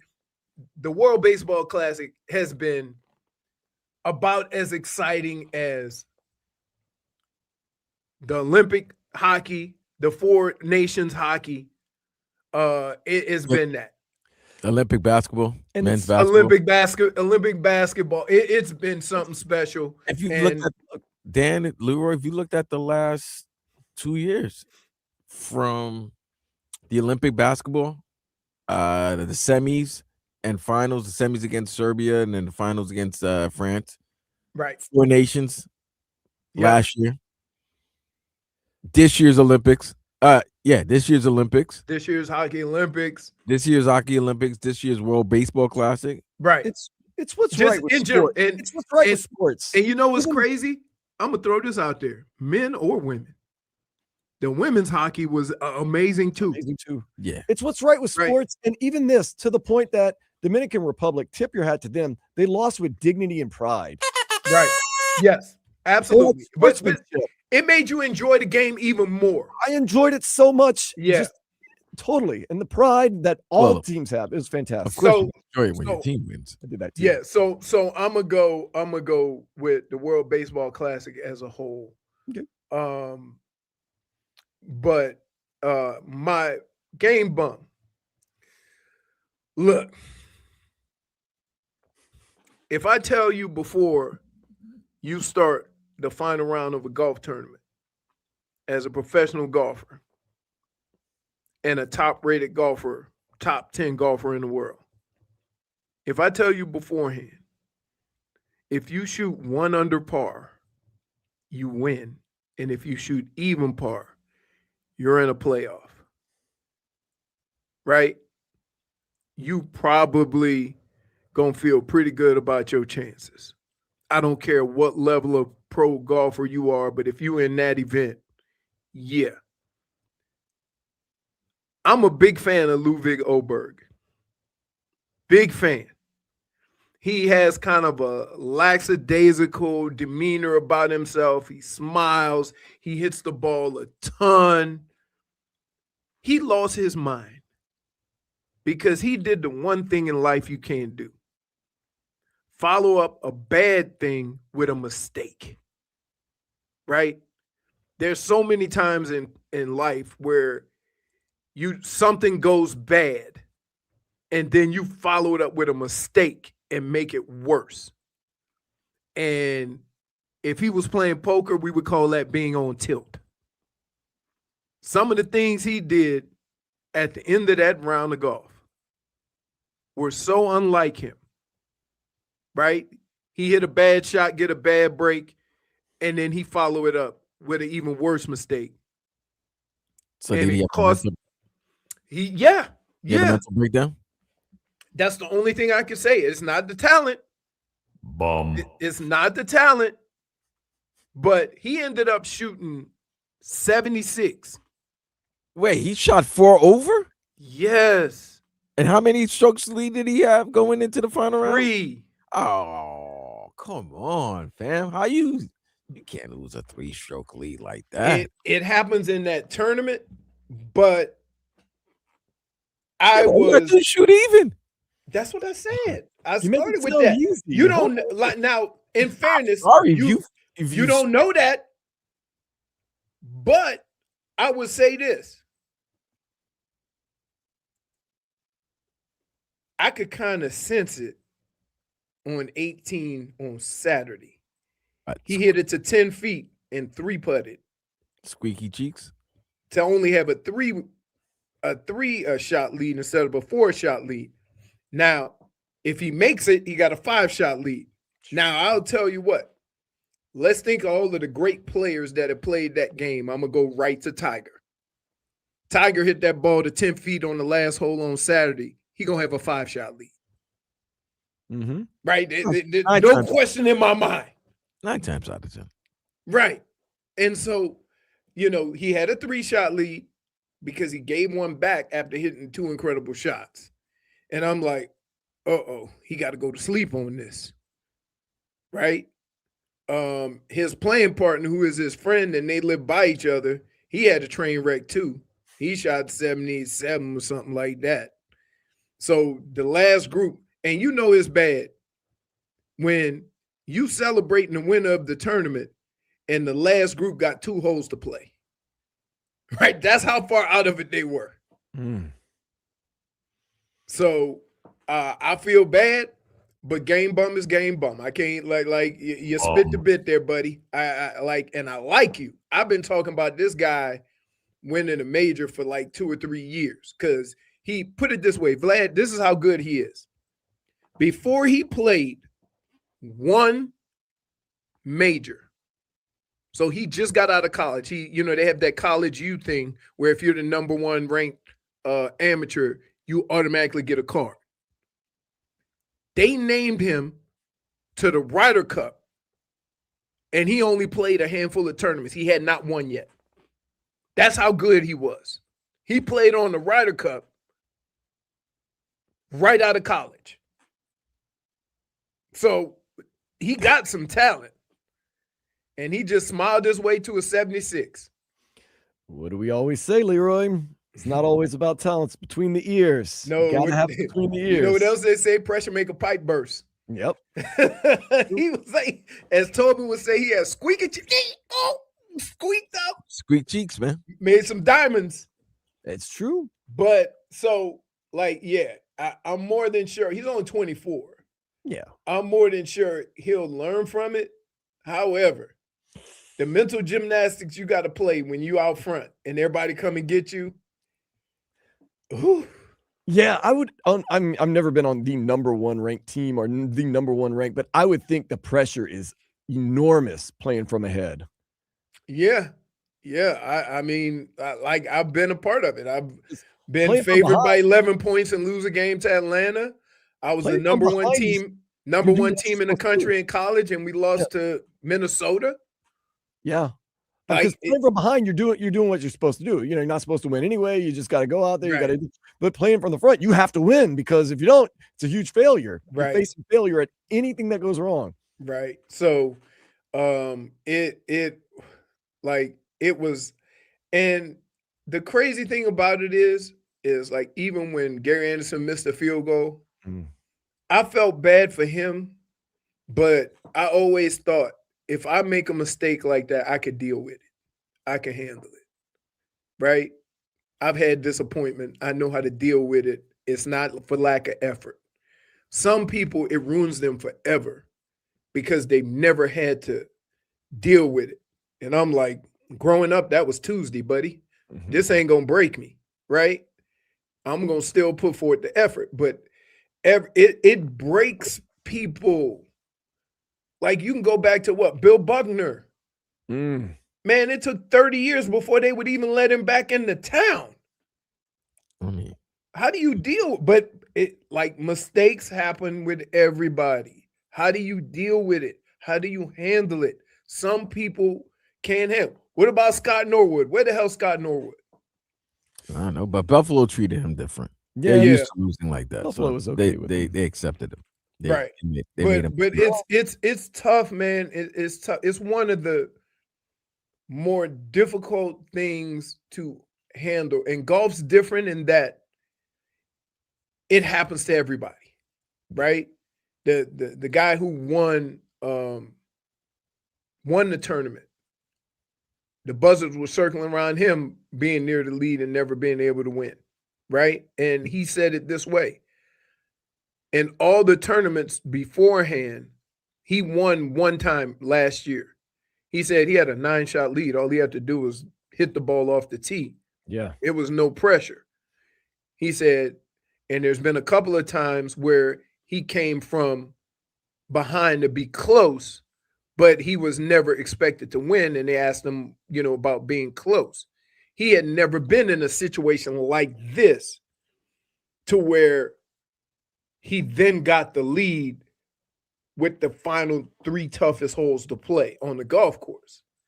So it's a learning experience, but you got to handle bone-crushing defeat, I think, in order to be successful, because your body, mentally, your body has to go through that. Your body has to understand what this feels like. And if you never experienced disappointment, that's why we got so many like whiny athletes now, because they've been pampered. They've been given everything. They got NIL. They think if they ain't playing well here, they can just go somewhere else. They've never had to go through that struggle of fighting through something because they can just reboot and go somewhere else. Speaking of bone-crushing defeats, in your collegiate career, Leroy, you had one against the University of Miami. I want to relive that next here on 104.3 FM WQAM.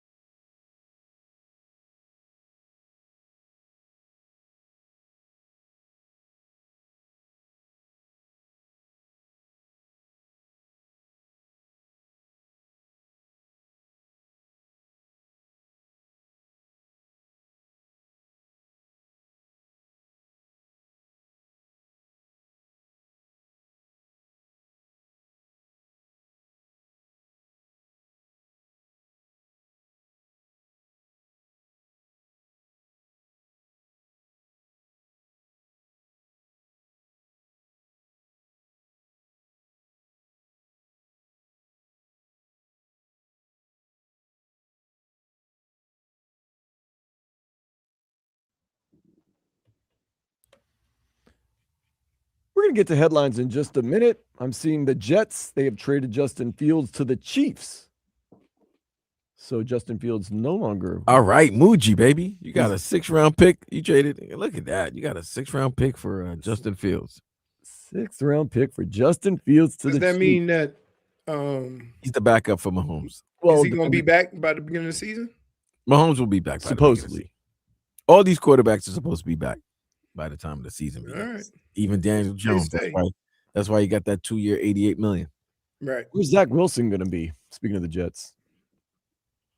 JetBlue. Well, we were just now talking about game bums, and we're going to get to the headlines in just a minute. But Leroy, you had a crushing defeat in your collegiate career against the University of Miami, and that was not just any loss. Can you kind of tell us right now? Because I love the story about time. Not that I love that you lost, but I love the whole story about how you lost in the game against Miami. So, with a little more than 5 minutes left, we were up 30-14 against Michigan versus Miami. Against Miami. Probably national game of the week, right? Yeah. Oh. So, we on the sideline raising the roof, throwing up the towels or whatever, right? Because they had just come off a national championship. So we like, yeah. And keep in mind, the week before, we lost to Notre Dame because our field goal kicker missed a 39-yard field goal. Mike Gillette, I haven't forgotten. Anyway. So wait a minute. How can you not forgive your college field goal kicker, but you can forgive Gary Anderson? He was arrogant. He walked around because he was the catcher on the baseball team. He's a dual athlete star. Okay, but he acted like he was like the star on the team. So if you're gonna act like that, you got to come through when it's called for. So it ain't that it ain't that the kicker missed. It was that he missed. See what I'm saying? So you're coming off a loss to Notre Dame because of your kicker, and then you're up. So we went in. So we like, all right, we back in this. We got it. Like everything's on track. Kick the ball off to them. They go down. They score. Now it's 30-21. You're okay. Right. So they kick an onside kick with about 3 minutes left, 4 minutes left. They get it. Go down and score again. Now it's about 2 minutes. And they ain't have no, 2-minute timeout. So it's about 2 minutes or maybe even less. Kick on onside kick. No. Get it again. No. Go down the field, last play of the game, kick a field goal, we lose 31-30. Wow. And we never lost another game that year. So basically you lost 2 games by 4 points? By 3 points. 3 points? Damn. Yep. Two very good teams, Notre Dame and at the end of the year, we played USC with Rodney Peete, Junior Seau, with all those cast of characters. They were number 2 in the country, and Notre Dame was number 1. So they had to beat us, and then if Notre Dame wins, then it's like a split, title. We beat them, and Notre Dame won. They end up winning the national championship. So that's how crazy sports can be. At least you handled defeat well. You went on to finish out the season strong. Yeah, and so now every time I see Steve Walsh from afar, close up, distance, hear his name, I salute him. And not that kind of salute. Oh. You're number 1. Oh, the birds? Yeah. Double barrel. And every time we've been somewhere, he know exactly who it is, and he laughs because he played in New Orleans. Oh, I know that.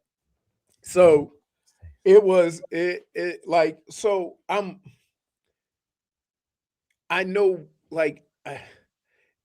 understand going through it, how just fragile at points in times wins and losses could be. 2 onside kicks? 2 onside kicks. Not 1, 2. But then the defense also fell. I mean, it's a total collapse. Well, on one play, Cleveland Gary caught a check down and went like 70 yards. I'm like, goodness. So, yeah. I mean, we even think about this. When I was in Minnesota, and Atlanta was going down to score. They threw a ball in the end zone that got batted up in the air. It was going right to our safety. He tried to catch it in the basket and it went right through the wickets. They score in the next play. Yeah. We get into overtime. Randy Moss running down the sideline. He beat the brakes off of the cornerback, and Randall overthrew him by 10 yards. So, like, I understand how sensitive moments like this can be. And you may get a bad call here and there. And I always think about these games. We had every opportunity to win that game on ourselves with we ain't need no help, no assistance, no bad call, no nothing. And we didn't do it. So maybe you got a bad break, right? But it wasn't like you didn't have any chances to win in any one of those games. Yeah. You know, conversely, I was on the Vikings and we played the Giants in a playoff game, and we scored, got an onside kick, went down and scored and beat them, and they were shocked. And I'm like, I've been on the other end of it to where we had no business winning that game. Mm-hmm. So, like, yeah, man, sports is, if you, I won't say it hurts any less, but I would say that if you play enough sports, you learn how to deal with it. It still hurts to this day. I still, in my mind, I can just go right to all the situations where, hell, we played Ohio State. The only time we lost Ohio State, my second year at Michigan. I fumbled on the 10-yard line. Still remember it. Mm-hmm. I was in high school. We had 4th and 1 against the eventual state champs, and I tripped. You stumbled? Yeah, the quarterback tripped me, but supposed to get me those 3 still, yards, man. Right. 3 yards. Exactly. So I go my whole life being that dude that you could put in a game, and all that comes to mind is the time in high school when I didn't do it. Mm-hmm. Right? That's the difference between football and other sports. Football is negatively reinforced. Yeah, I heard you the other day saying it's a negative sport. Right. No matter, you can win. Look, I want y'all to pay attention. Next time you see a game, say if your team win, right? Say your team win 30-10. Here's what the coach is going to say. Yeah, we had some good plays. There's some things that we need to work on. We're not where we need to be. We got to fix some things. We got a lot of things we got to fix. Like, you don't know if you won the damn game in football. Am I lying? In football, they always say that, right? Always. Yeah. So, like, you just get used to the negative reinforcement. It's not like baseball. Oh, keep swinging, Jimmy. You'll get it. You know, basketball. You know, keep shooting. Mm-hmm. Right? You're gonna shoot your way out of it. Football is like, it's 100% sport. Yeah.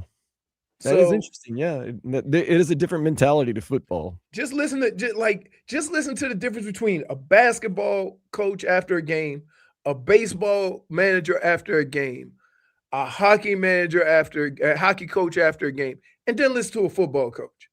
That man don't never say nothing good. Like, oh, we did some good things. He'll say that, but then he follow it up with what we need to work on, especially if it's in the middle of the damn season and you know you got 7 or 8 games left.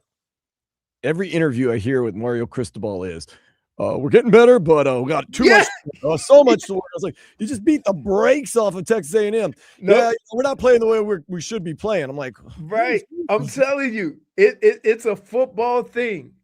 It's a football thing. So, like, people say I come across as being negative about things. No, it's the way I was like. Right. Like, life, I understand. It's the way it's been my whole life. I don't know what y'all talk about, you know? If you have, you can win. You can win 50-20, and just say, we got to cut down on them turnovers. How many did you have? One. Right? It's like you just get your mind mentally when you win, right? And the one thing I regret in all my years of football, when I was in Minnesota and we went 15-1, I should have enjoyed that more. But we were so caught up in going to the Super Bowl, winning the Super Bowl, that you didn't, enjoy the ride. You didn't enjoy the unbelievable season that you had. And when it came to a crashing halt, the only thing that was in your mind was the last tragic ending. And so I never enjoyed that season, because every time we went to work, it was like, this is what is expected. You're the better team. What are we celebrating? The job isn't done. Oh, I remember you beat the brakes off of somebody in the playoffs. I can't remember that team. Arizona. Okay, so I do remember you guys losing to the Falcons, though. I do remember the loss. It's the craziest, the craziest dynamic in sports, that, like, I'm not saying you go have fun and go to Tootsie's every night, right? But I'm saying what I'm saying is that you should be able to enjoy your success. And in football, sometimes you get so caught up in the negativity that you never sit back and realize, like, we had the most prolific offense ever. And I never even knew that. Yeah. Right? Because it was always, we got to fix this. We got to fix this. We gave up 2 sacks. Quarterback got hit too much. We got to be more open on this. The quarterback and the wide receiver got to be on the same page. A lot of moving parts. You have to enjoy the ride. Real quick, let's get to some headlines. Doral Volkswagen, home of the Pricito, our lowest price. Visit us at Doral Volkswagen or at DoralVolkswagen.com. Heat lost to the Magic over the weekend, 121-117. Next up, Charlotte Hornets, tomorrow, 7 o'clock. Panthers also lost. Seattle Kraken, 6-2. Sam Reinhart did not travel with the team, will not be the next 3 games on the roster. They're playing tomorrow night as well. He called, I agree with him. He said golf is the ultimate negative sport. You can't win. You can't beat golf. But think of the way they talk about golf. They're always extremely positive, even with the most dynamic of failures. Right? Like, you hear the golfers talk. Okay, I got an unfortunate break there, but this is a building experience, a learning experience for me. The more I get in these situations, the better I'll do. You don't get that in football. No.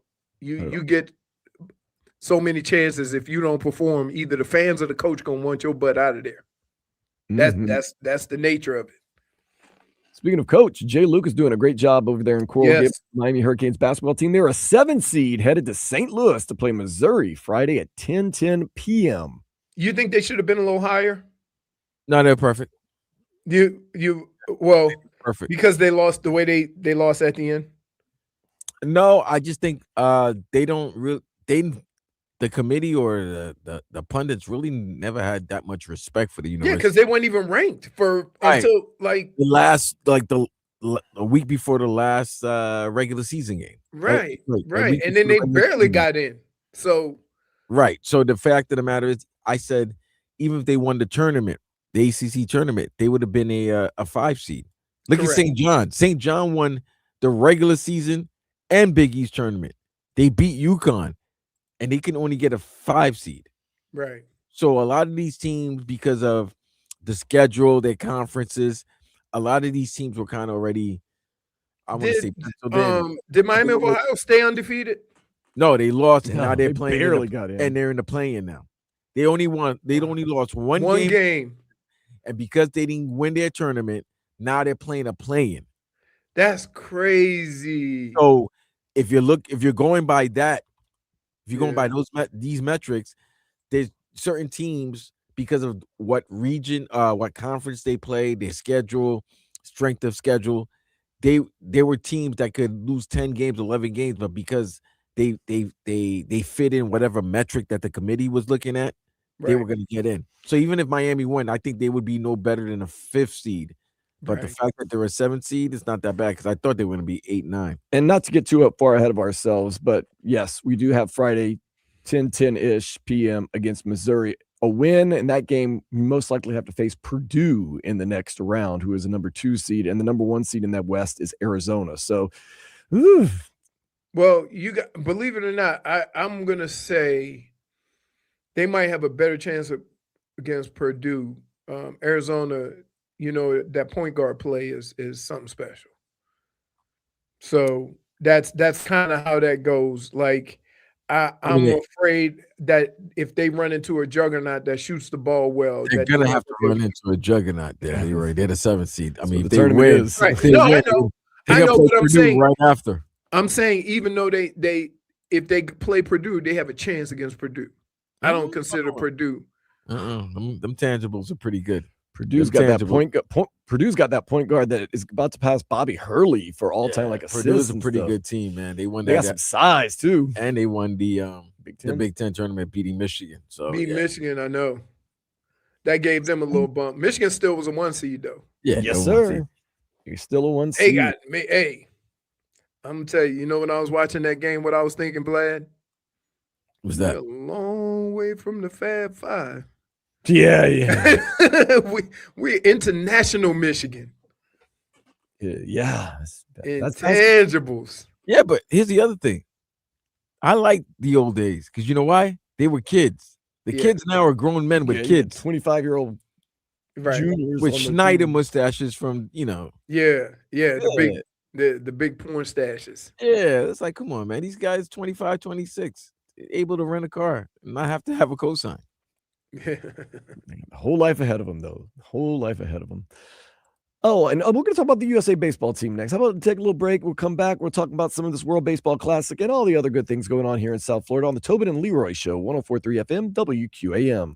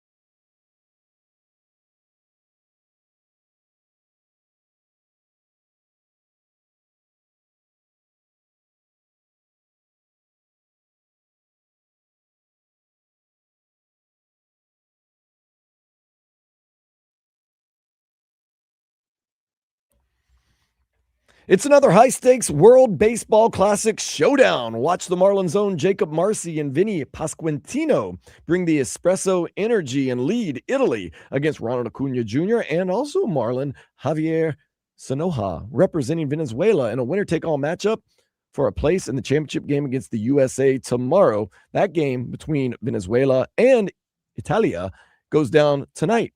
8 o'clock, Lone Depot Park, and tickets are still available. Go to marlins.com/WBC for World Baseball Classic. Last night was a classic. It was every single pitch. You're on the edge of your seat. Vlad, you were at the game. Was it really just everyone in the crowd just locked in on every single pitch? Yes. People had their asses in their seats right before the first pitch. Not a seat was available. People were standing by where the concessions are, the little tables right there, the little what you call that, like that little metal thing that you're standing tables, the little standing tables. Now, I do have to ask you this, Vlad, because every crowd is different. You go to England, the crowd's different. You go to France, the crowd's different. You go to Italy, the crowd's different. Was it a party crowd where No, it wasn't no party crowd. There was no party. Oh, no, let me not say it wasn't a party crowd. Sometimes the Dominicans are still going to party. They're going to walk around playing the instruments. That's what I meant. They still did that, but it wasn't as. It was more focused. It was more focused. It wasn't like I was on Friday night when they played Korea. It was. Dude, you might as well have been culmination. It was just something. It was a party, bro. It was an absolute party. Because I've had some British friends that are used to going to Premier League games, and they go to a South American game in, let's say, Argentina, or they go to Brazil, and they're like, "This is ridiculous." They're just cheering for nothing. They're not watching the game. They're just enjoying themselves, and they get upset. So I didn't know if last night it was more like, we need to watch this game, or if there was a little more extracurricular activity going on. No, look, the Dominicans, they wanted to beat Team USA. They wanted that. This was everything for them. This was going to be the culmination. If they could win this tournament, this was going to be a culmination for them.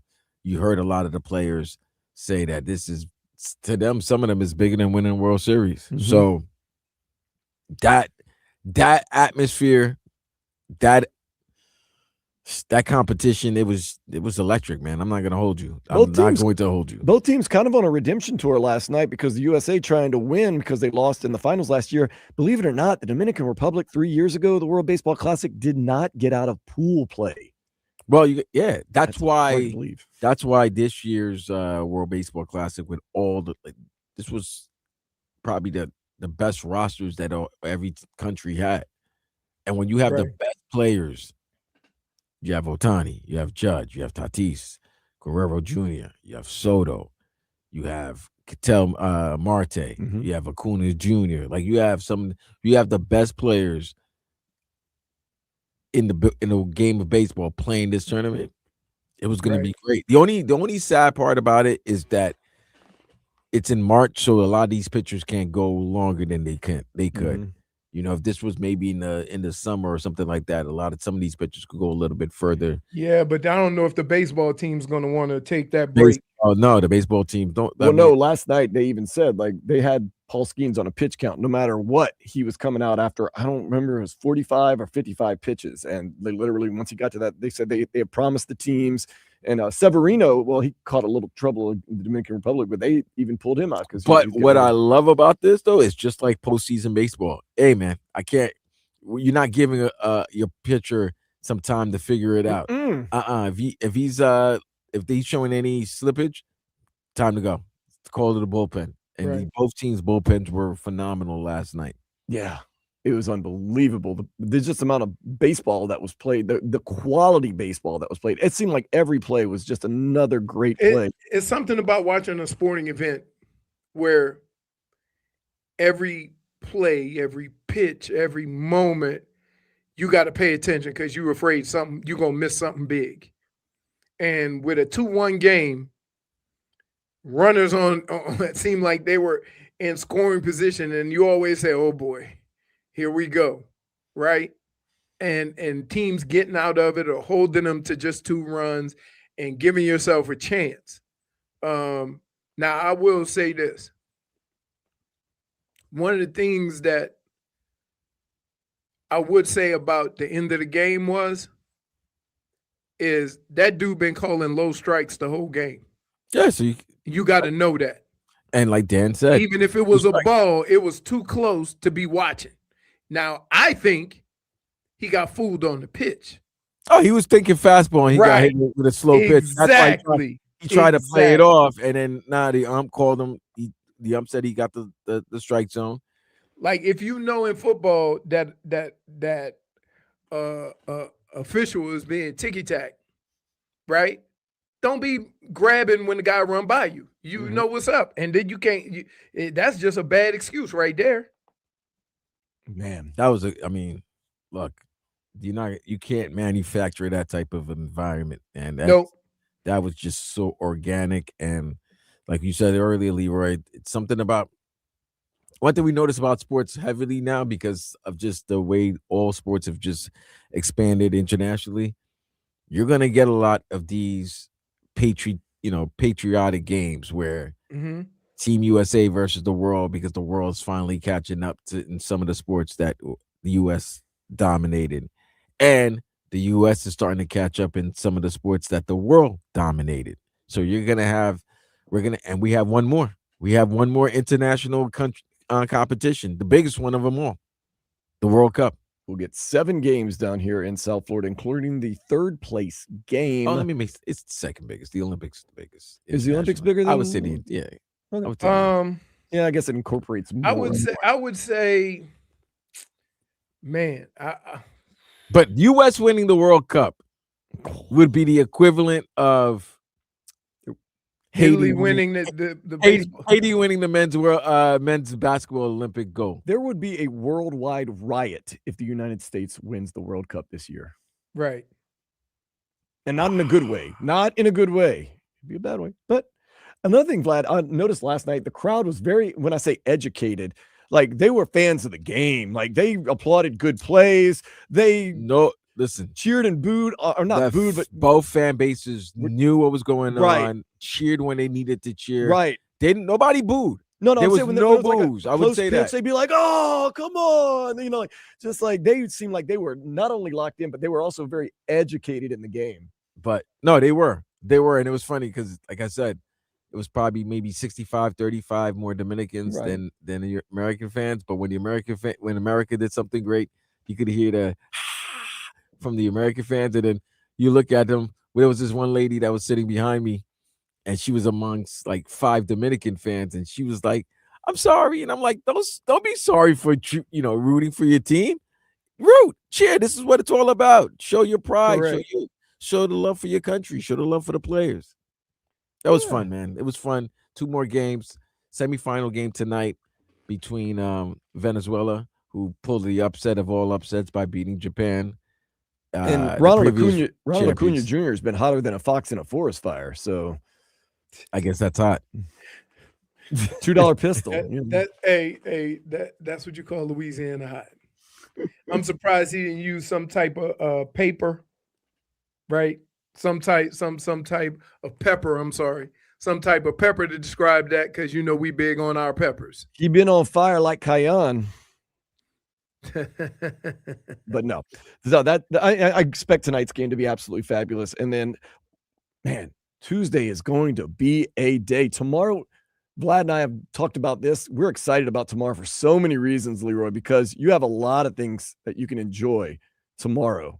We've got St. Patrick's Day. You already know what that means. Then the beginning of the NCAA tournament, Panthers, Heat, World Baseball Classic. That's an all-day affair, man. I love the Panthers, but they're last on the all-day affairs of Tuesdays. Yeah, they're last. Love them. No, you know what? They're last. They're last. You're watching the first 4 or whatever you want to call it. I'm gonna have gambling. Yes, of course. Okay. First 4 in. So you got vested. Definitely got to watch Heat Hornets. You got to watch that. Got to see if this was just a little bump on the road or if this is like a beginning. Because here's the thing. We know this team was inconsistent, but that 7-game winning streak started getting your juices flowing. Felt good. It started, you could see it. Tobin and his Heat in 5. I could see all the scoundrels were getting ready to start. Yeah, Heat in 5. We're gonna make a run. We're a great organization. Yeah. And then reality struck. The Orlando Magic made that winning streak. Poof, vamos, disappeared.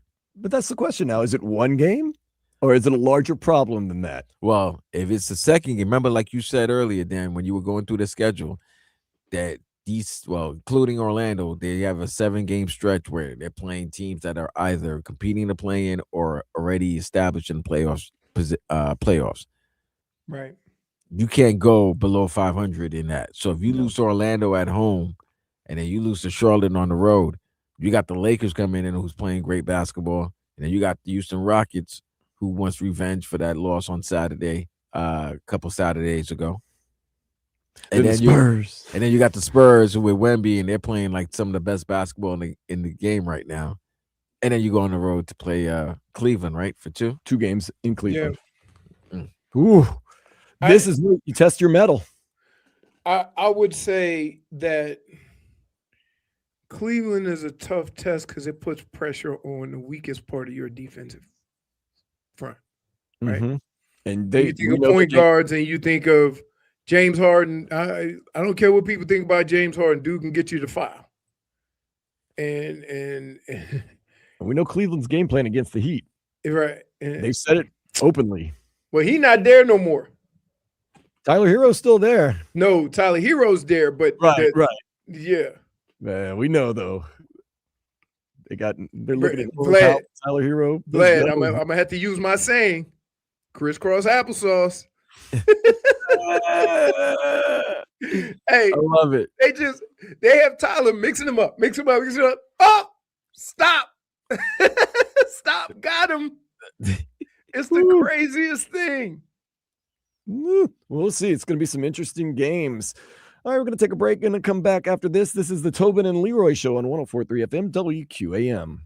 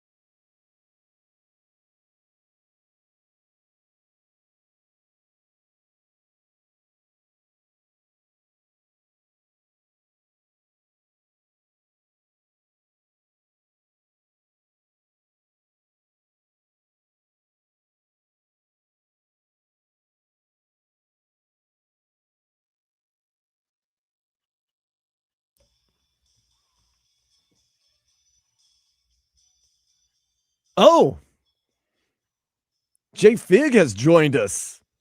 Hello, Jennifer. Hello. Oh, Jennifer. I owe you an apology, by the way, Jennifer. Oh, you So apologizing? I've heard. Since I'm calling you Jennifer, that really means I'm in trouble. I got a new phone. So, as Vlad knows, I got a lot going on in my life. I got a new phone and I've lost all my numbers. And I got a number yesterday that texted me, "Are you at work?" And I thought it was just, somebody I knew just texting, like, "Are you at work?" I said, "Yeah." And then I just put my phone down and said, "Yeah, forget about it."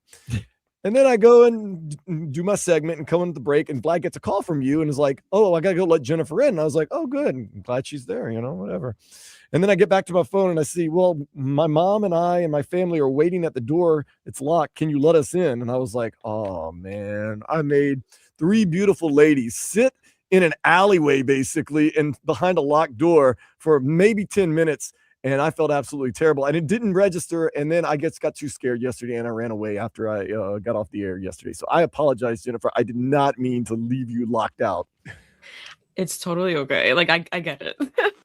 Yeah, we Vlad told me the whole situation anyway. Yeah, we were graced by the Figueroa Angels. They came by yesterday. Yeah, Tia, Mama, and Jennifer. They all We were came. by the area, so we went and passed by, and I gave my aunt a tour since she's never seen the building. Oh, It was really? so cute, adorable seeing her No. with Dan Marino. She took a picture with Dan. It's crazy because, like, my daughter used to always like coming with me. She's on spring break. Ooh. I said, "Hey, want to go to work with Daddy?" She goes, "Absolutely not." She's gonna take the time to just chill at home. Right. And I get it. Right. She goes, "How about this? How about you stay home and then take me where I need to go after work?" Butler. Yeah. Might as well just call you Jeffrey. Dude, that's what parenting is. It's great compromise. They don't like. Here's how they put it on me. "Hey, Rebecca needs to go to so and so." I'm like, "Okay." It's at 3:00, and I'm like, "Oh, you work until 4. You gonna take her with you?" "No, you're gonna stay home and you're gonna take her when you're done with work." "Yes, ma'am." Pick and choose. Hey, that's Yep. that's not a battle that you're gonna win, because you can't ever be in a situation where it look like you ain't being daddy. You know what I'm saying? Even though I know that wouldn't, if I would have said I got to go to work, right? But I just know that I got to pick my moments, especially when I just got in time. They went camping, by the way. How was that? How was that? So first of all, the tent was easy to put up. Oh, well, that's good. It was awesome. They had a blow up bed, right? Everything was comfortable. She said it was weird and a little hard to sleep because they were near the water. And the water was loud. Yeah. But it wasn't like it was camping, but it was a campsite. So they had electricity, they had plug-ins, they had stuff like that. I thought they was just roughing it in the woods somewhere, but no. And then they were like not too far from the beach. So they, did another stuff. Wait, the French Riviera? Like, it sounds beautiful. It was in St. Augustine. Oh man. So, but the waves were too loud. Yeah, and they say it rained, but they ain't even get with it. They say the tent blocked all the water. It was cool. Okay, that's good. So it was like that's a. So they said they had that was a far trip for That's a far cry from what I considered camping when I was like in high school. We went up to no. Hey, wait, no. Don't tell these people about the South. Don't tell them about where we from. We don't have the luxuries of electricity when we decide to go in the woods. you got the woods and the crazy noises with the critters and the gators and all that other stuff going on. No, that's not. No, We brought a frying pan and a fishing pole, and said, yeah, like because we thought, oh, you dinner. Yeah, you think you going to catch dinner? That was camping to me. I would have said, hey, why don't we just not go fishing and eat this bait? Because I ain't going. You using food to get food. If you run out of your You're getting food, small food to get bigger food. Okay.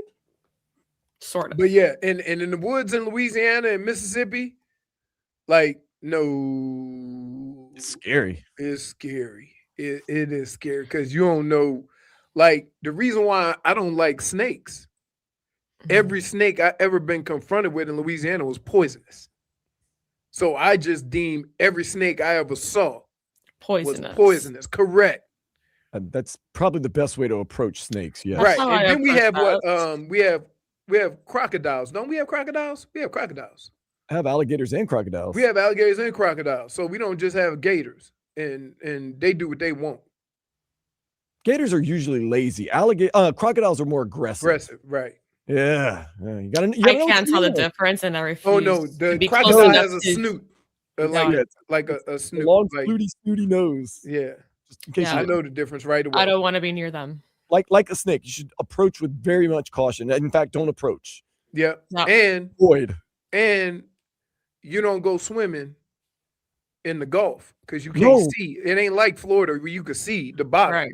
You can't see in them muddy waters. You don't swim anywhere but a pool because there's so much toxicity in the pollution and the animals and just no. First time I saw somebody swimming in a lake, Lake Pontchartrain. I saw some people swimming on the edge of Lake Pontchartrain.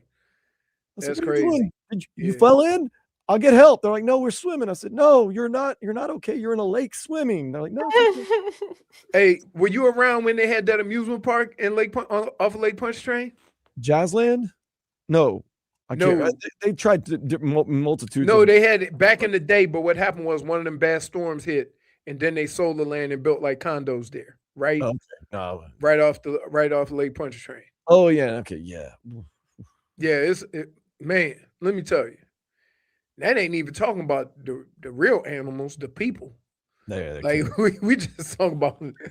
Oh my goodness, what a place! I'm telling you, I grew up. Some people be telling me stories about how bad it is. I'm like, man, where I'm from, that's Tuesday. What are you talking about? I'm telling you. Like, Vlad, you lived out west too. Lake Pontchartrain is a lot like the Salton Sea in California. I'm black, bro. I ain't doing no woods, man. I ain't camping. What's wrong? I ain't. But see, Vlad, here's the dynamic of my life. My dad is from a family of black rednecks. Oh yeah, they camp, they ride horses. Right. Like I can't. And so the worst times of my life, they would say, we going to the country this weekend. And I realized more than ever how much I was city folk. Now keep in mind, New Orleans is not really city. It's country. It's country. But that was like city. That was like New York City to me. So I hated going to the country. Everything you was eating was caught a day or two ago. Skinned animals on the porch, like a string lights. You ain't know where the electricity was coming from, right? Mm-hmm. Nowhere. You just drive in the woods and you see string lights outside. Like they was cooking food outside because they didn't want to use up, what they had in. It was like, man, I ain't going to nobody's country. I'm done with that. Speaking of roughing it, Fig, you were at the Fan Fest for the Heat yesterday. Were you not? Did it happen? Yes, it did happen. It was actually indoors this time. Yeah, they weren't playing. So they prepared this time in case. It worked out wonderfully, actually. By the way, weatherman or weather person, come on. All week it was beautiful. All week. Sunday is the day it had to rain down again. And then, this weekend when the great World Baseball Classic tournaments, quarterfinals, semifinals going on. Calle Ocho was yesterday, and then Heat Family Day. Oh, and don't forget about the Miami Open. It was the free day of the Miami Open. And that was rained out. 15,000 people showed up. Oops. So how was Family Fest? Family Fest was good. I was going to talk about it more in our last segment of the day, but We can do that. Hey, okay. We're malleable, as they say sometimes. Trying to just get it all together. The World Baseball Classic has been absolutely fantastic. Last night made me so proud to be a United States citizen as the USA defeated I was proud of the Dominican guys. They played absolutely fantastic. It was just one of those classic games. Tonight you get Italy and Venezuela. I'm sure it'll be another great game. The Heat look to get back on track. That's going to be tomorrow as they are up in Charlotte facing a decent Hornets team. I know Vlad's really high on the Hornets. I say the record says they're about 500. They're good, not great. Oh, remember how bad they were before? Yeah. All right. So, yeah, that's how good. That's why I'm giving them props. Well, yeah, you've been more of that. They're going to make the play-in, maybe possibly playoffs. I think they're going to make the playoffs. Okay. They're making the play-in. If you've seen that, most of the teams are not going to be able to make the play-in. Milwaukee's done. Chicago's done. Oh, Chicago's Brooklyn, terrible. Washington, and Indiana already eliminated. So I think Charlotte will get one of the play-in spots. You think Charlotte, think Charlotte gonna make it? They were kind of running out of gas. I think they'll get the. I think after. No, you know why? Because they still went 7-3 after Miami beat them. Yes, you're right. So they were still winning. They went to the West Coast. You go to a West Coast trip late in March. I mean, in middle of March, that could be bad because you're going against really good teams, right? That are playing to win for seeding. They got a game against Miami. It's their first game back from their road trip. Usually those are tough games because you're usually still feeling the effects from the road trip, but they've had 2 days. They're going to have 2 days off. Both teams will have 2 days off. So I expect a really, really good game tomorrow from both squads. And I need to see, this is more of an important game to me for Miami, Leroy, because I want to see if this was just a little bump in the road, like that. Right. It was just a little, okay, they caught us. They caught us slipping. They got us. If you lose this, you got a big game Thursday night against the Lakers. It's going to be, all eyes are going to be on LeBron, Luka. It's going to be a big one. So you don't want to have a 2-game losing streak going into that game. And then you got to face them. Then you got to face Houston on the road, who are definitely going to get revenge because the winning streak started. Well, I don't want to say it started, but it started getting more momentum when you beat Houston at home. And then you got a tough one against San Antonio Monday night. Well, speaking of the NBA, records are made to be broken, and another NBA record has been broken. How do people feel about it? We will talk about it next here on the Tobin and Leroy Show, 104.3 FM, WQAM.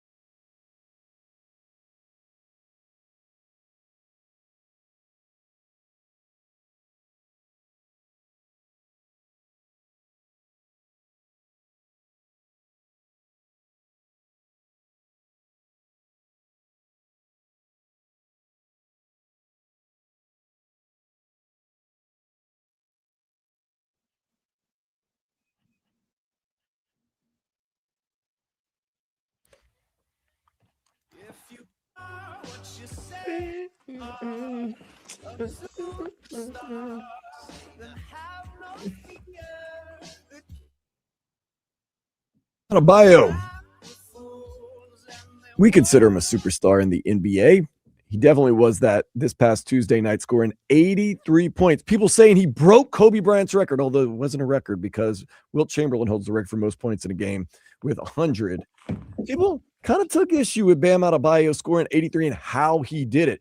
But no one has said anything about Shai Gilgeous-Alexander breaking Wilt Chamberlain's record of consecutive 20-point games, especially yesterday. Did you see what happened when they took on the Denver Nuggets? No, Minnesota Timberwolves. Minnesota Timberwolves. Yes, it was. He scored was 20. I know, but they were winning. Well, at first they were losing, then they were winning. But he had a bad shooting day, Leroy. He scored 20. He was like 3 for 25. He was basically like 3 for 15. And going into the final 5 minutes. And then he only had 11 points. And then all of a sudden, 7 for 22. Great player. Right. Great job. What a record. Record Look, broken. Here's the problem. When Kobe scored his 81, nobody saw that bad Toronto team. They didn't care. Nope. Doesn't matter. His shooting was very similar to Bam's. And it's because it's Kobe. Mm-hmm. And I have a problem with this in sports. The accomplishment is the accomplishment. The numbers are the numbers. Exactly. We tend to oh, well, Kobe had 81 and look at how Bam got his 8. Go look at who Kobe was playing against. You ain't going to do that against OKC. It's coming against the bad teams. And so from that standpoint, stop taking away from the fact of, man, 83 points is a lot of damn points. I don't care what level of basketball you playing. It's just like, get over it. Get over it. What happened, what Bam did was great. When Kobe did it, it was great. We didn't say, oh, they played against a bad team. Oh, look at how many shots he took. Oh, look at this. Bam took damn near 50 shots. It's no different either, too. The thing is this. Because you're not counting the foul shot. The foul shots don't count as the fouls don't count as shots. But he was shooting when he got fouled. We don't do it on a game-by-game basis. Let's say, Leroy, you're at 95 yards for the game, and we're up by 15, and there's like 2 minutes left, and we give you the ball 3 times so you can get that extra 5 yards to get 100 yards. People don't give a, no, that's not a real true 100-yard game. They say, yeah, they give them the ball because they want to get 100 yards. No problem with that. But when it goes against Kobe, and when it's not someone they want it to be, exactly. You know what? I'm a bad example. I've got 5 or 6 games where I've got 97, 98, 99 yards, and the coach asked me if I want to go back in and get 100, and I say no. Yeah, because you were scared of fumbling. But though. No, game was over. Wow. You told me one time that you new guy. You said it one time. This man's gonna act like he didn't off the air tell me one time, man. My fumbling ass, I ain't going back in there. That was By the way, wow, Dan. How does it feel right here? Yeah, it hurts. I would say it hurts, sorry. especially coming from my homie who I told in confidence. I thought you're the only one I told that story to, Dan. We were on the stoop. I got confused. I thought we were on the porch, man. My bad. That's pain. Wow. No, honestly, Leroy didn't say that. He said, "Look, give the other guys some run." It's but you know what? I was a firm believer that I didn't know what the difference between 98 and 100. If you got the 2 yards at the end of the game and the game was over, right? It's not a record. If I had 295 or 290 and I had 2 more carries to be the first person to get 300, that's a different story. But I just felt the game was over. And I'll give you a perfect reason why I feel this way. And I felt this way my whole career. Even in high school, whatever. I was playing in a preseason game. And I had I need to get to a certain spot during the preseason so I feel comfortable getting ready for the regular season. And it was the last game the main players were going to play. We weren't going to play in the fourth game. And I had like maybe 5 or 6 carries, and I like to get like 20 carries for the first 3 games, right? 20 carries for the preseason, different situations or whatever. I had 18 carries, and the coach said, "You want another series?" I'm like, "Yeah, let me get one more series." I tore my rotator cuff, so I had to play the whole year with my torn rotator cuff, and I regret it. It sucked. It was terrible. How I made it through that season, how much pain I was in or whatever. And so I said it was the only time in football that I had never stuck to my rule. And that rule is game over. You did your job. You helped your team win. Whatever numbers you get after this don't matter. Yeah, the football gods know, and the sports gods know all that. And Vlad brought up a good point the other day that what if Spo would have been like, all right, we got this, takes Bam out of the game, and Washington makes a comeback and ends up winning the game. No, NBA. but here's the deal.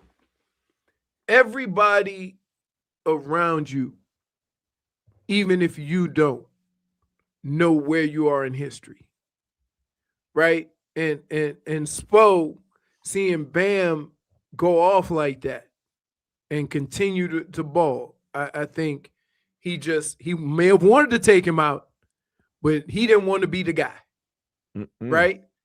And you could see it got to the point where Bam couldn't even jump. He was so tired. Because when you think of, he went to how many times he went to the free throw line? 44? 47. Okay. 44. 44 times. Well, keep in mind, how many shots is that? You see what I'm saying? So it's not just the shots it's the times he got fouled while shooting. He shot 43 field goal attempts, and he had 43 free throw attempps. Right. So all those 40, he probably shot the ball 75, 80 times. Because your when you go to the free throw line, that doesn't count as a missed shot. No, he attempted 43 free throws. He attempted 43 field goals. So that's right. 86 times. Right. So while we, it's crazy. It's crazy. But guess what? You let him cook. You go ahead. You don't want to be that guy. I've seen wide receivers, especially wide receivers. Remember Mike Evans 2 years ago went back in to get the 1,000. Yep. Right? Last play of the game. Last play of the game. Hit that incentive. But also he hit the incentive, but it was also be in the same class as Jerry Rice. Ooh. For multiple 1,000-yard seasons. That's important. Or consecutive 1,000-yard seasons. So, yeah, sometimes, to make history, yeah, you go back in. Right? That was history. Yeah. That was history. And I'm not mad at him.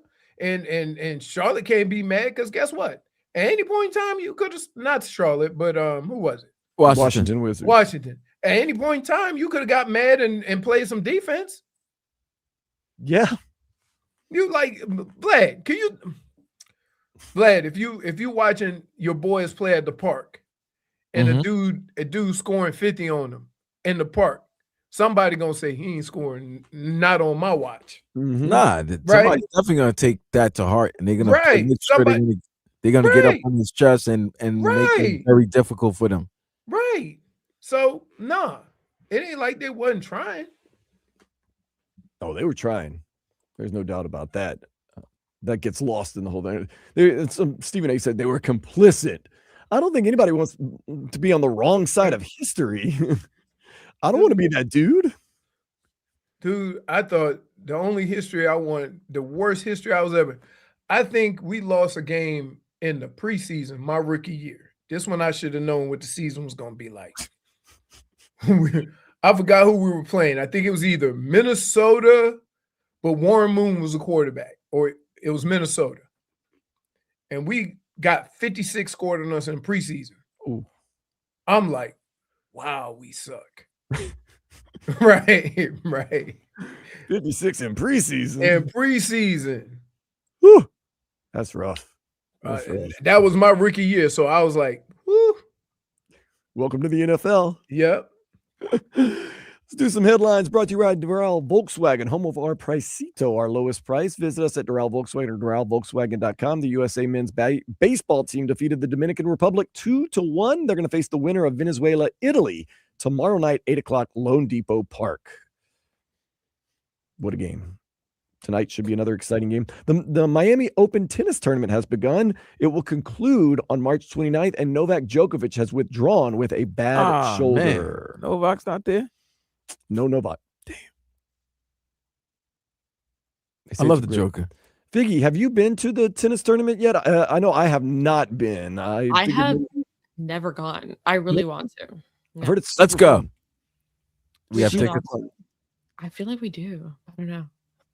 I figure you know what to do. Man. Did you enjoy yourself when you went? Man? Vlad, Did you enjoy yourself? I'm looking at this season. Can I just tell you what bad looks like? Ready? What's bad? What season are we talking It was about? regular season. We won our. Oh, he's looking at his regular season schedule. I mean, his record. Dude, this is embarrassing. Ready? We won our first game of the season, 13-3. Against Pittsburgh? Against Pittsburgh. There you go. Right? So you're feeling it. You're feeling We yourself. feeling it. Right. Ready? We give 3 points. 3 points. We just beat our rivals. It's on. Next week, we lost 24-14 to the Chargers. Okay. Did you Following go week, West Coast? Wait, did you go to the West Coast or you? No, at home. They came to us. All right. Then we played Cleveland. Played Denver on Monday night. We won 30-29. Oh, we're feeling ourselves. 2-1, Yep. beat our rival, and we Now won. here it goes. Keep in mind, this was the year Cincinnati went to the Super Bowl. Yeah, they Against went to the Montana? Super Bowl. Wait, hold on. Let me go. I went Woods. wrong. So here we go. It went Pittsburgh. We lose 13-3. Then Oh, we you go. lost to Pittsburgh. So then the following, we won 13-3. Sorry. Following week, we lose Lost to the it. Jets 24-21. That was my first touchdown. Then we go to San Diego. We lose 24-14. Ooh. Then here it comes. Kansas City, 34-0. Damn, you didn't even score a point. Did you even show up? We won against Denver on Monday Night Football, 30-29. I mean, you had to. I mean, after that beatdown shutout, Was that you suffered, 34-0? you had to Yeah. show up on Monday night. Then, College. then we lost to New Orleans, 25-20. That's terrible. Was then it in we New go- Orleans or in Cleveland? Doesn't matter. In New Orleans. Well, I mean, it's Leroy. Then we go Cincinnati. No. We lose 34-13. San Francisco, 20-17. Buffalo, 42-0. Jesus Christ, you got Leroy. shut. Time out. Huh? Oh, wow. Leroy, What? your team had 2 donuts and gave up over 30 points in those Yeah. donuts. I'm not done. There's Wait, NFL there's teams more that- donuts? They go years Hold on. without scoring 0. Dude, hold on. We gave up. We lose 35-23 to Houston. At least you score points. Then we lose 30-13 against Miami. Your defense stinks. Then we lost 38-23 to the Rams. How many times you gonna give up 30 points? Then we lost 58-14 against I just- Houston. I guess you want to do better. Gave up 15 more points. Then in the battle of the duds, we lost 13-10. We beat Atlanta 13-10. They was In the 3-13 too. That was a crappy bowl. Then payback against Pittsburgh, we lost 35-0. Oh, another 0? And then I will remember this game forever. It was Cincinnati. We lost 21-14. But the reason why I remember that game, Oh, you remember this game out of all the other games that you got your asses kicked? because we came out at halftime for the last game of the season,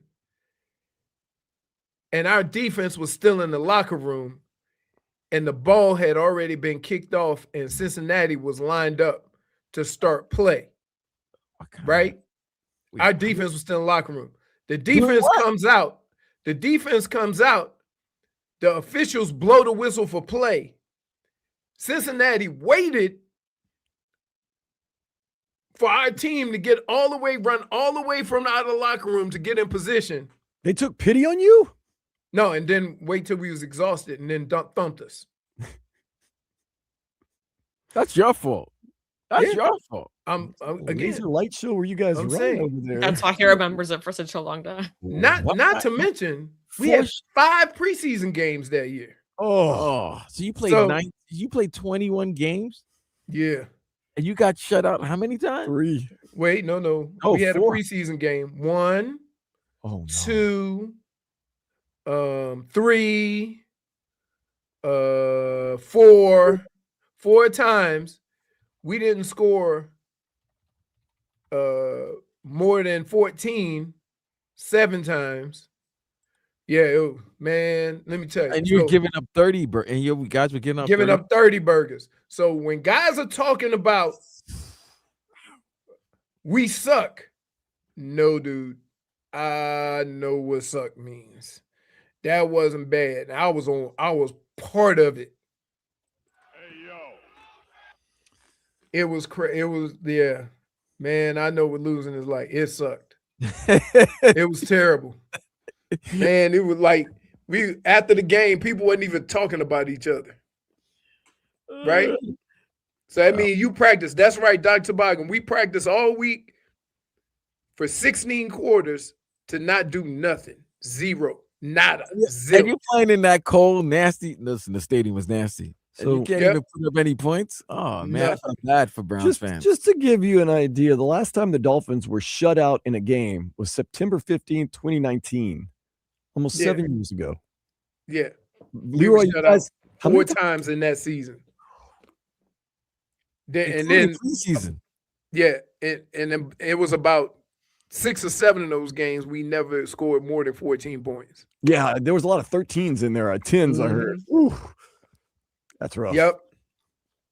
It's crazy. So when you guys talk about how bad the Dolphins are, I'm like, yo, dude, I'm still scarred by that moment. Did you guys stay optimistic? Were the fans optimistic at least, patting you on the back saying, you will get them next time? They were wearing garbage bags on their faces, man. What's wrong with you? Oh, well, we used to that. See, that didn't bother me because I did it when I was a kid with the Saints. Yeah, right. But no, I'm telling you, we had, and this is where I knew something was wrong. Because we had a lot of old school coaches. They were smoking cigarettes at practice, right? Yes. Right? This is old school. And when it got cold outside, and Bud Carter said, let me see that again. One of the coaches would say, no, Bud, we'll correct it on film. So we went through practice. Practice lasts about an hour because it was so cold and we didn't have an indoor facility. So like everything that said you should be 3-13, like, yeah. Like we shouldn't have been shocked. And the thing they could come and say, we got guys sleeping in the meetings. We got guys sleeping on Sunday. That's what you need to worry about. Don't worry about sleeping in the meetings. Worry about guys sleeping on Sunday.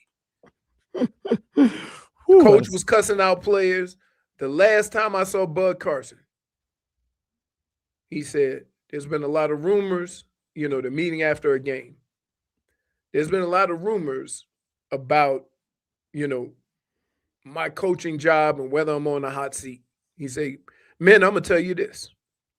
If I'm out of here, I'm taking some of you sons of bitches with me. Dang. That was the coach.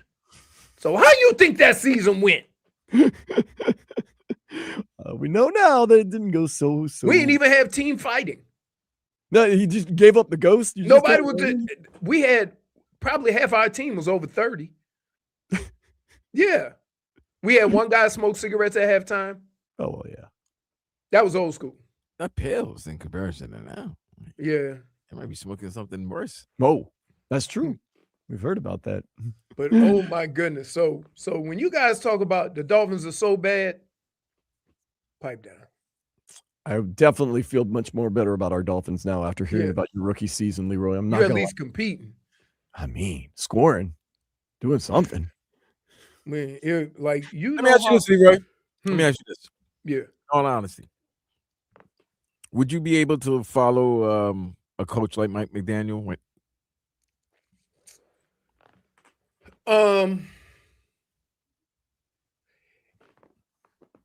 As a head coach. Yes, but there has to be certain dynamics. So, for example, Denny was very similar to Mike McDaniel. He empowered all of the coaches, and he would never come talk to you directly. He would go talk to one of the coach that he empowered to coach that position. He wanted the coaches to have that interaction with the players. He wasn't going to overstep his bounds. However, everybody in that building knew Denny meant business. And Denny had Randall McDaniel, John Randall, Chris Carter, Jake Reed, right? That the message got through the building. Don't be late. Hey, don't be late. So then Denny would say, I don't fine, I cut. Right. So he's already established. Even though he wasn't the guy that was in the talking all the time. He had his main meetings. But he had his guys, he had his guys, and those are the guys that are gonna lay down the law. I only heard it get to him. Because if it gets to him, you're cut. You're done. I only heard Denny yell during practice one time in all the times I was in Minnesota. And when he did it, you could hear a pin drop. And he got mad the way practice was going. And he yelled a couple of explicatives, and everybody was like, whoa. And the reason why I ask you that question is because, they were asking Malik about in last week in his press conference about leadership and everything like that. And he answered that. And then I'm also looking at, unfortunately, I don't know, because of his stature, we do like to size shame and height shame here. But I just felt like none of these players really respected Mike McDaniel as a leader of men as they would for like Hafley. Hafley kind of gives you that. All right. But here's what I'm a leader I can lead a group of men. If you guys listen to me, I'm going to lead you and get you to the places that you need to be. Right. But you just listen to me, and I think they will. I don't know if Mike McDaniel, they were listening to Mike McDaniel after the first year. I don't. Here's the problem. It wasn't Mike McDaniel. It was the guys in that locker room that had to hold one another accountable. Because when you had Teron and you had the D lineman, who's my man that went to from the youth? Calais Campbell. We didn't hear about how soft Mike McDaniel was, right? If you have the right players, in the locker room, the head coach doesn't have to do all that stuff, right? So when I was in Minnesota, we had the right people. When I was in Cleveland, when Bill Belichick was the coach, we all knew how Bill Belichick was, but it wasn't Bill Belichick you had to worry about. It was Michael Dean Perry, Pepper Johnson, Bernie Kosar, Tony Jones, right? It was those guys that held the fort down. And so from that standpoint, like when people talk about a coach, I always look more towards the players. Like what players last year? What players were the ones that were going to hold everybody accountable? They all seem like, oh, I can't talk to him. He either make too much money, or I can't talk to him because he's this way, right? Who's going to hold? You made Tyreek a leader. Who going to hold him accountable? Yeah. Well, unfortunately, it got to that point, and that's why we have a new regime, and hopefully things will change under this new regime. Let's take a quick break. We're going to come back. I have a question for you, Leroy, about what the Dolphins are doing with particularly one position, but with all positions. It all kind of trickles down here on Tobin and Leroy Show, 104.3 FM, WQAM.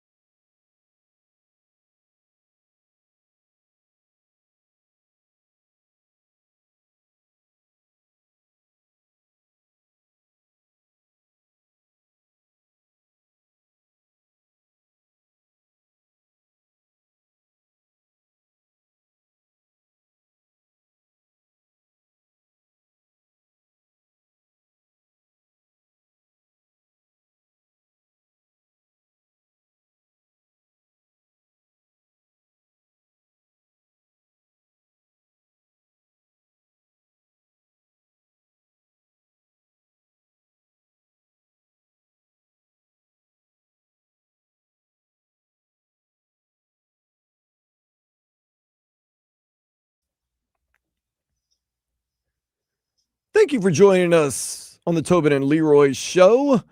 Leroy, JFig, Yes, sir. Vladimir, and I am Dan Day filling in for Tobin. He'll be back later on this week. We survived Friday the 13th.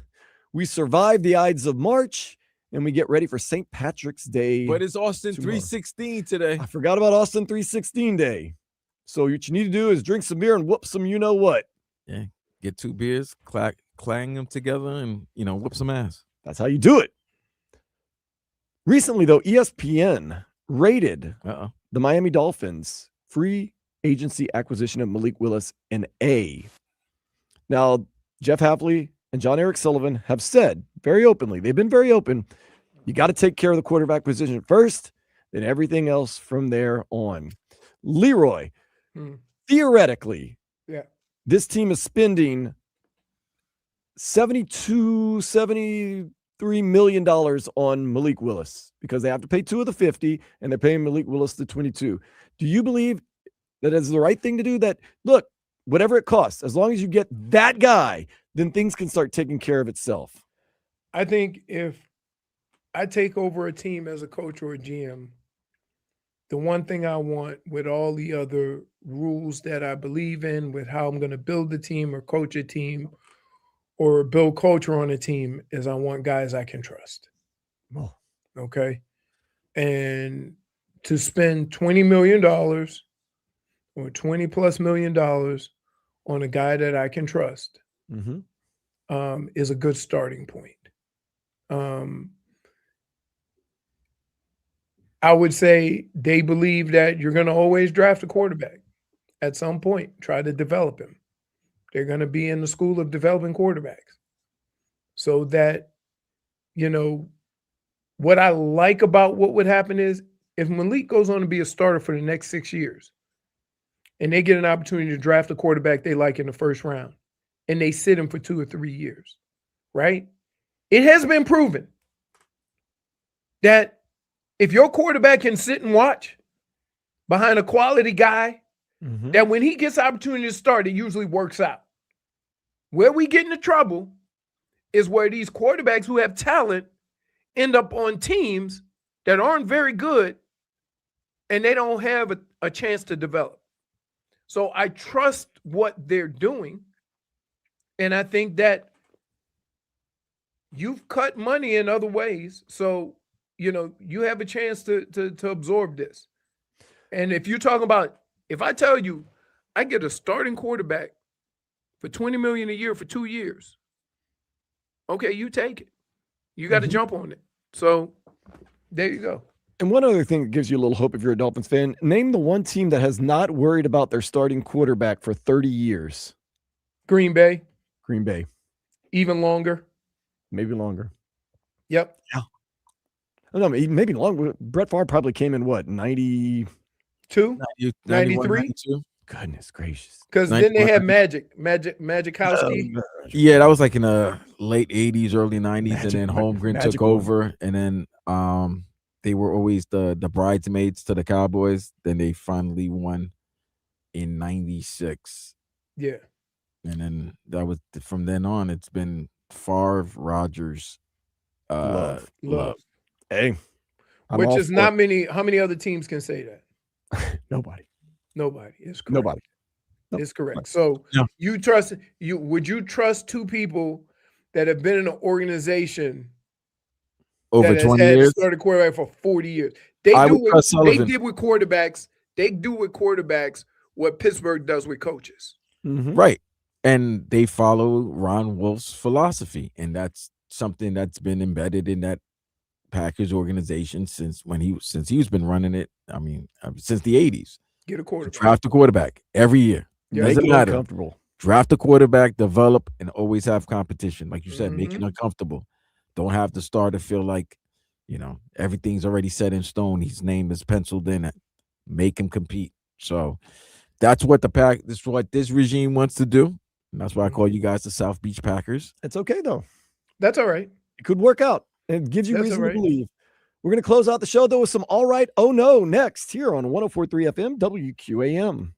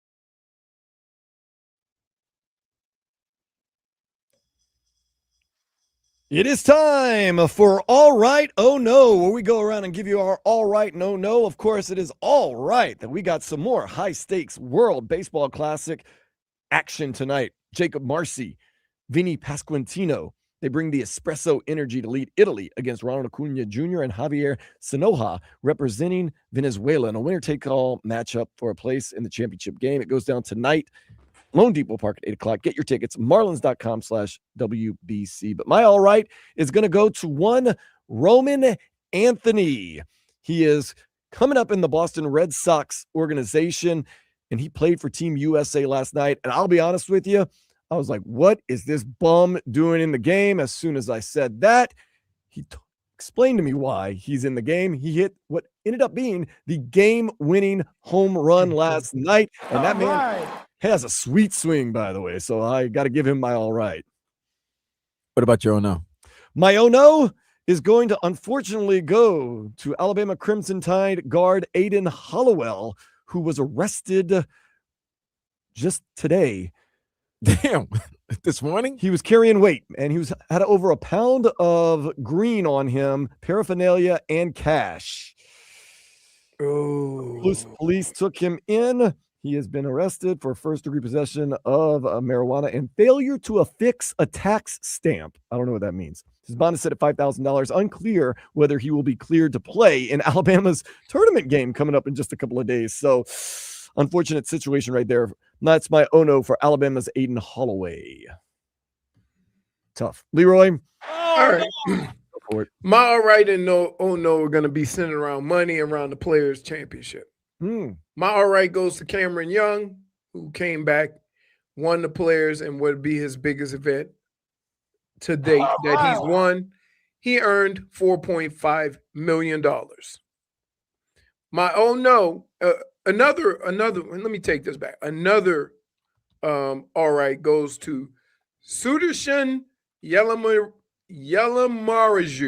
You never heard of him because he's never had a top 10 in a PGA event.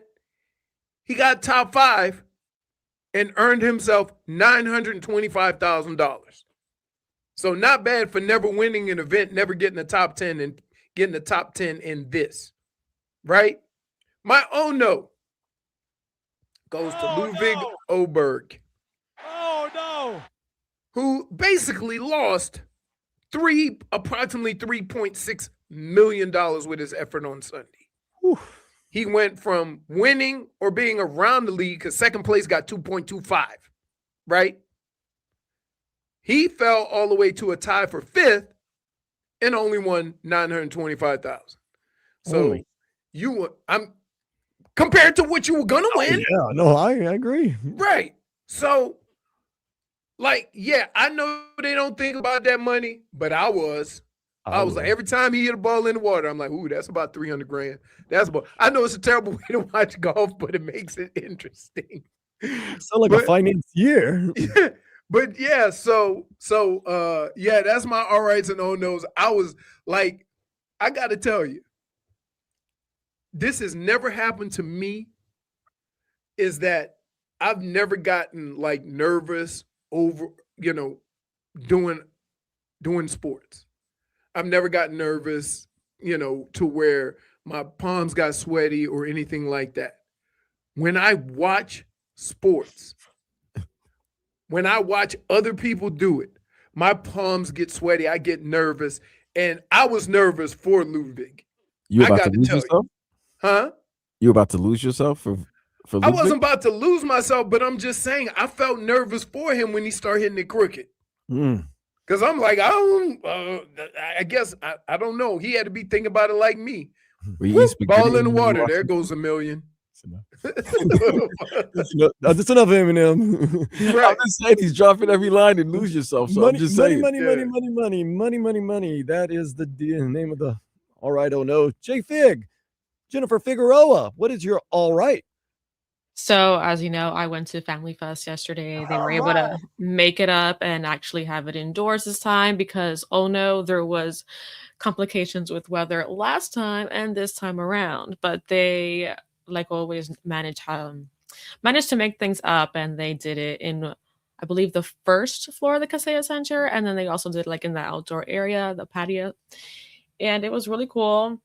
We were able to meet several players, if not almost all of them, and my mom was really happy being there because she enjoys the sporting events. She also enjoys meeting all of them, and it just makes her feel a lot closer to my brother in that sense. And Davion Mitchell was able to sign one of my brother's pictures, so she was really happy about that, and Norman Powell. And also I took my aunt, and she's a longtime fan of sports, and she was just over the moon always. Let's abort this. She loves sports. She's the reason why we all love sports. But I just enjoy being able to take my family to these events. It's the least I can do, and it just distracts them for the day. So that's my big all right. I want to give kudos to the Miami Heat. They've been great to you and your family with everything that has gone on over the years. Agreed. And amazed. They always know how to make us feel like family and make us feel supported. So I really do appreciate them always. Such very, very kind people. The allergies are acting up a little bit. So Figgy, before the allergies get too bad, can you give us an oh no? No weather. Please stop. Oh no. It only rings when you have something to do. Always. And like, mind you, like when I'm at home doing nothing, it's a problem because there's a beautiful day and I want to go and do something. And no, I just can't. When I actually do decide to go out, that's when there's like thunder strikes. It's pouring rain. It's disgusting outside. Yeah, Vlad had to walk in the rain yesterday to the baseball game. I did. It's horrible, and it's very dangerous out there. There's a lot of wind too. I was good.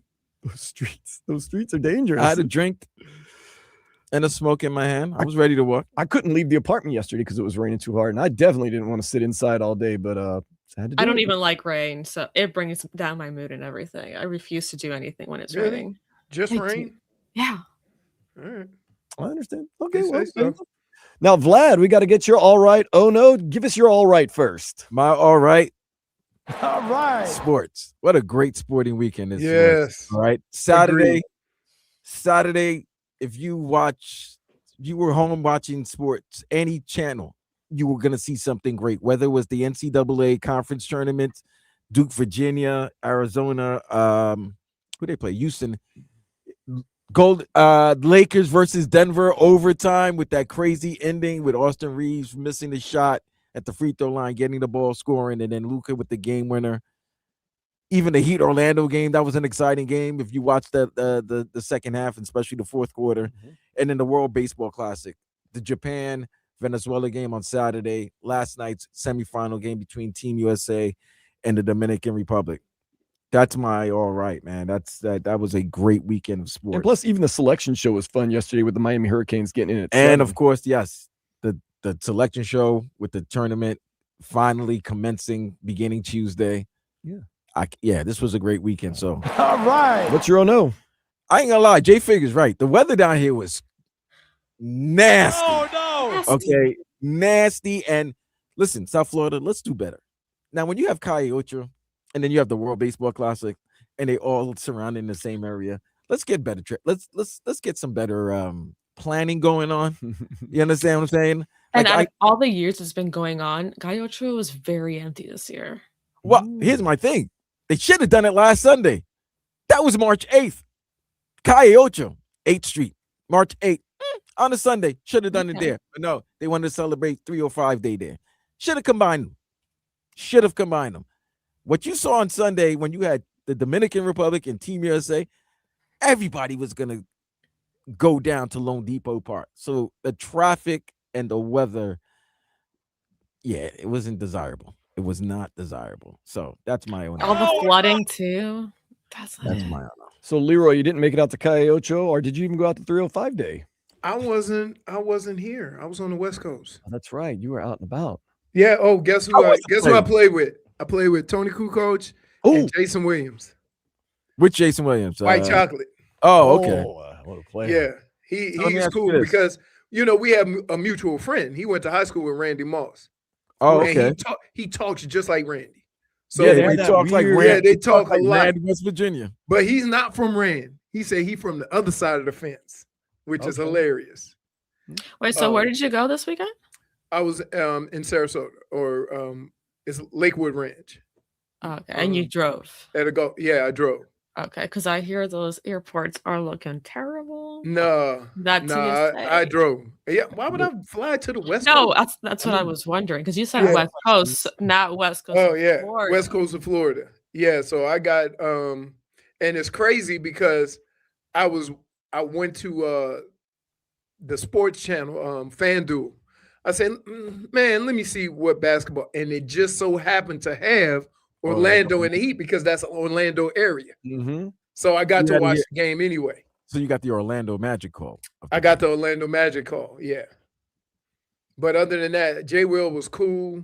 Mm-hmm. Tony Kukoc, I couldn't understand what he was saying. I would think not. No. Was there a lot of drinking with Tony Kukoc? Him and his partner, his partner's really good though. I knew Ben from he's from Coral Springs, and I knew him when he was a kid. And now his dad used to own all the cell service in the U.S. Wow. Dang. Yeah, that kind of money. So does Randy Moss know how to play golf? No, I don't know. I don't know. Okay. I don't know. But if I put Randy on the phone and then I put Jay Will on the phone, you wouldn't be able to tell them apart. And I just laughed at that the whole time we were playing. Really? Yes. Wow. Yes. But he had none but good things to say about Randy. He said Randy was a year ahead of him. You ever saw that picture of their basketball team where they're both high as hell? Yeah. That picture is hilarious, man. It's crazy. You can tell they're just like, whoa. But yeah, it was big fun. Big fun. A lot of food, a lot of golf. Were there pigs in a blanket? Did you like the food? Yeah. Although sometimes food get too fancy for me because they had like charcuterie. They had like tenderloin, like the appetizer. They were passing them around tenderloin, and it was damn near raw. I'm like, brothers don't eat that. Well, I'll eat medium. They need to take into account that there is a brothers. Me and KB, Keith Byers was there too. Well, guys, thank you so much for hanging out tonight. We're getting ready for the USA game tomorrow. Italy, Venezuela tonight at 8:00. Tickets still available. Marlins.com/WBC for my cousin Vladimir Louison, Leroy Hoard, and Jennifer Figueroa. Who knows who'll be back tomorrow, but we'll definitely be on the air no matter what, starting at 10 o'clock. Hawk and Crowder are next. This has been the Tobin and Leroy Show on 104.3 FM WQAM.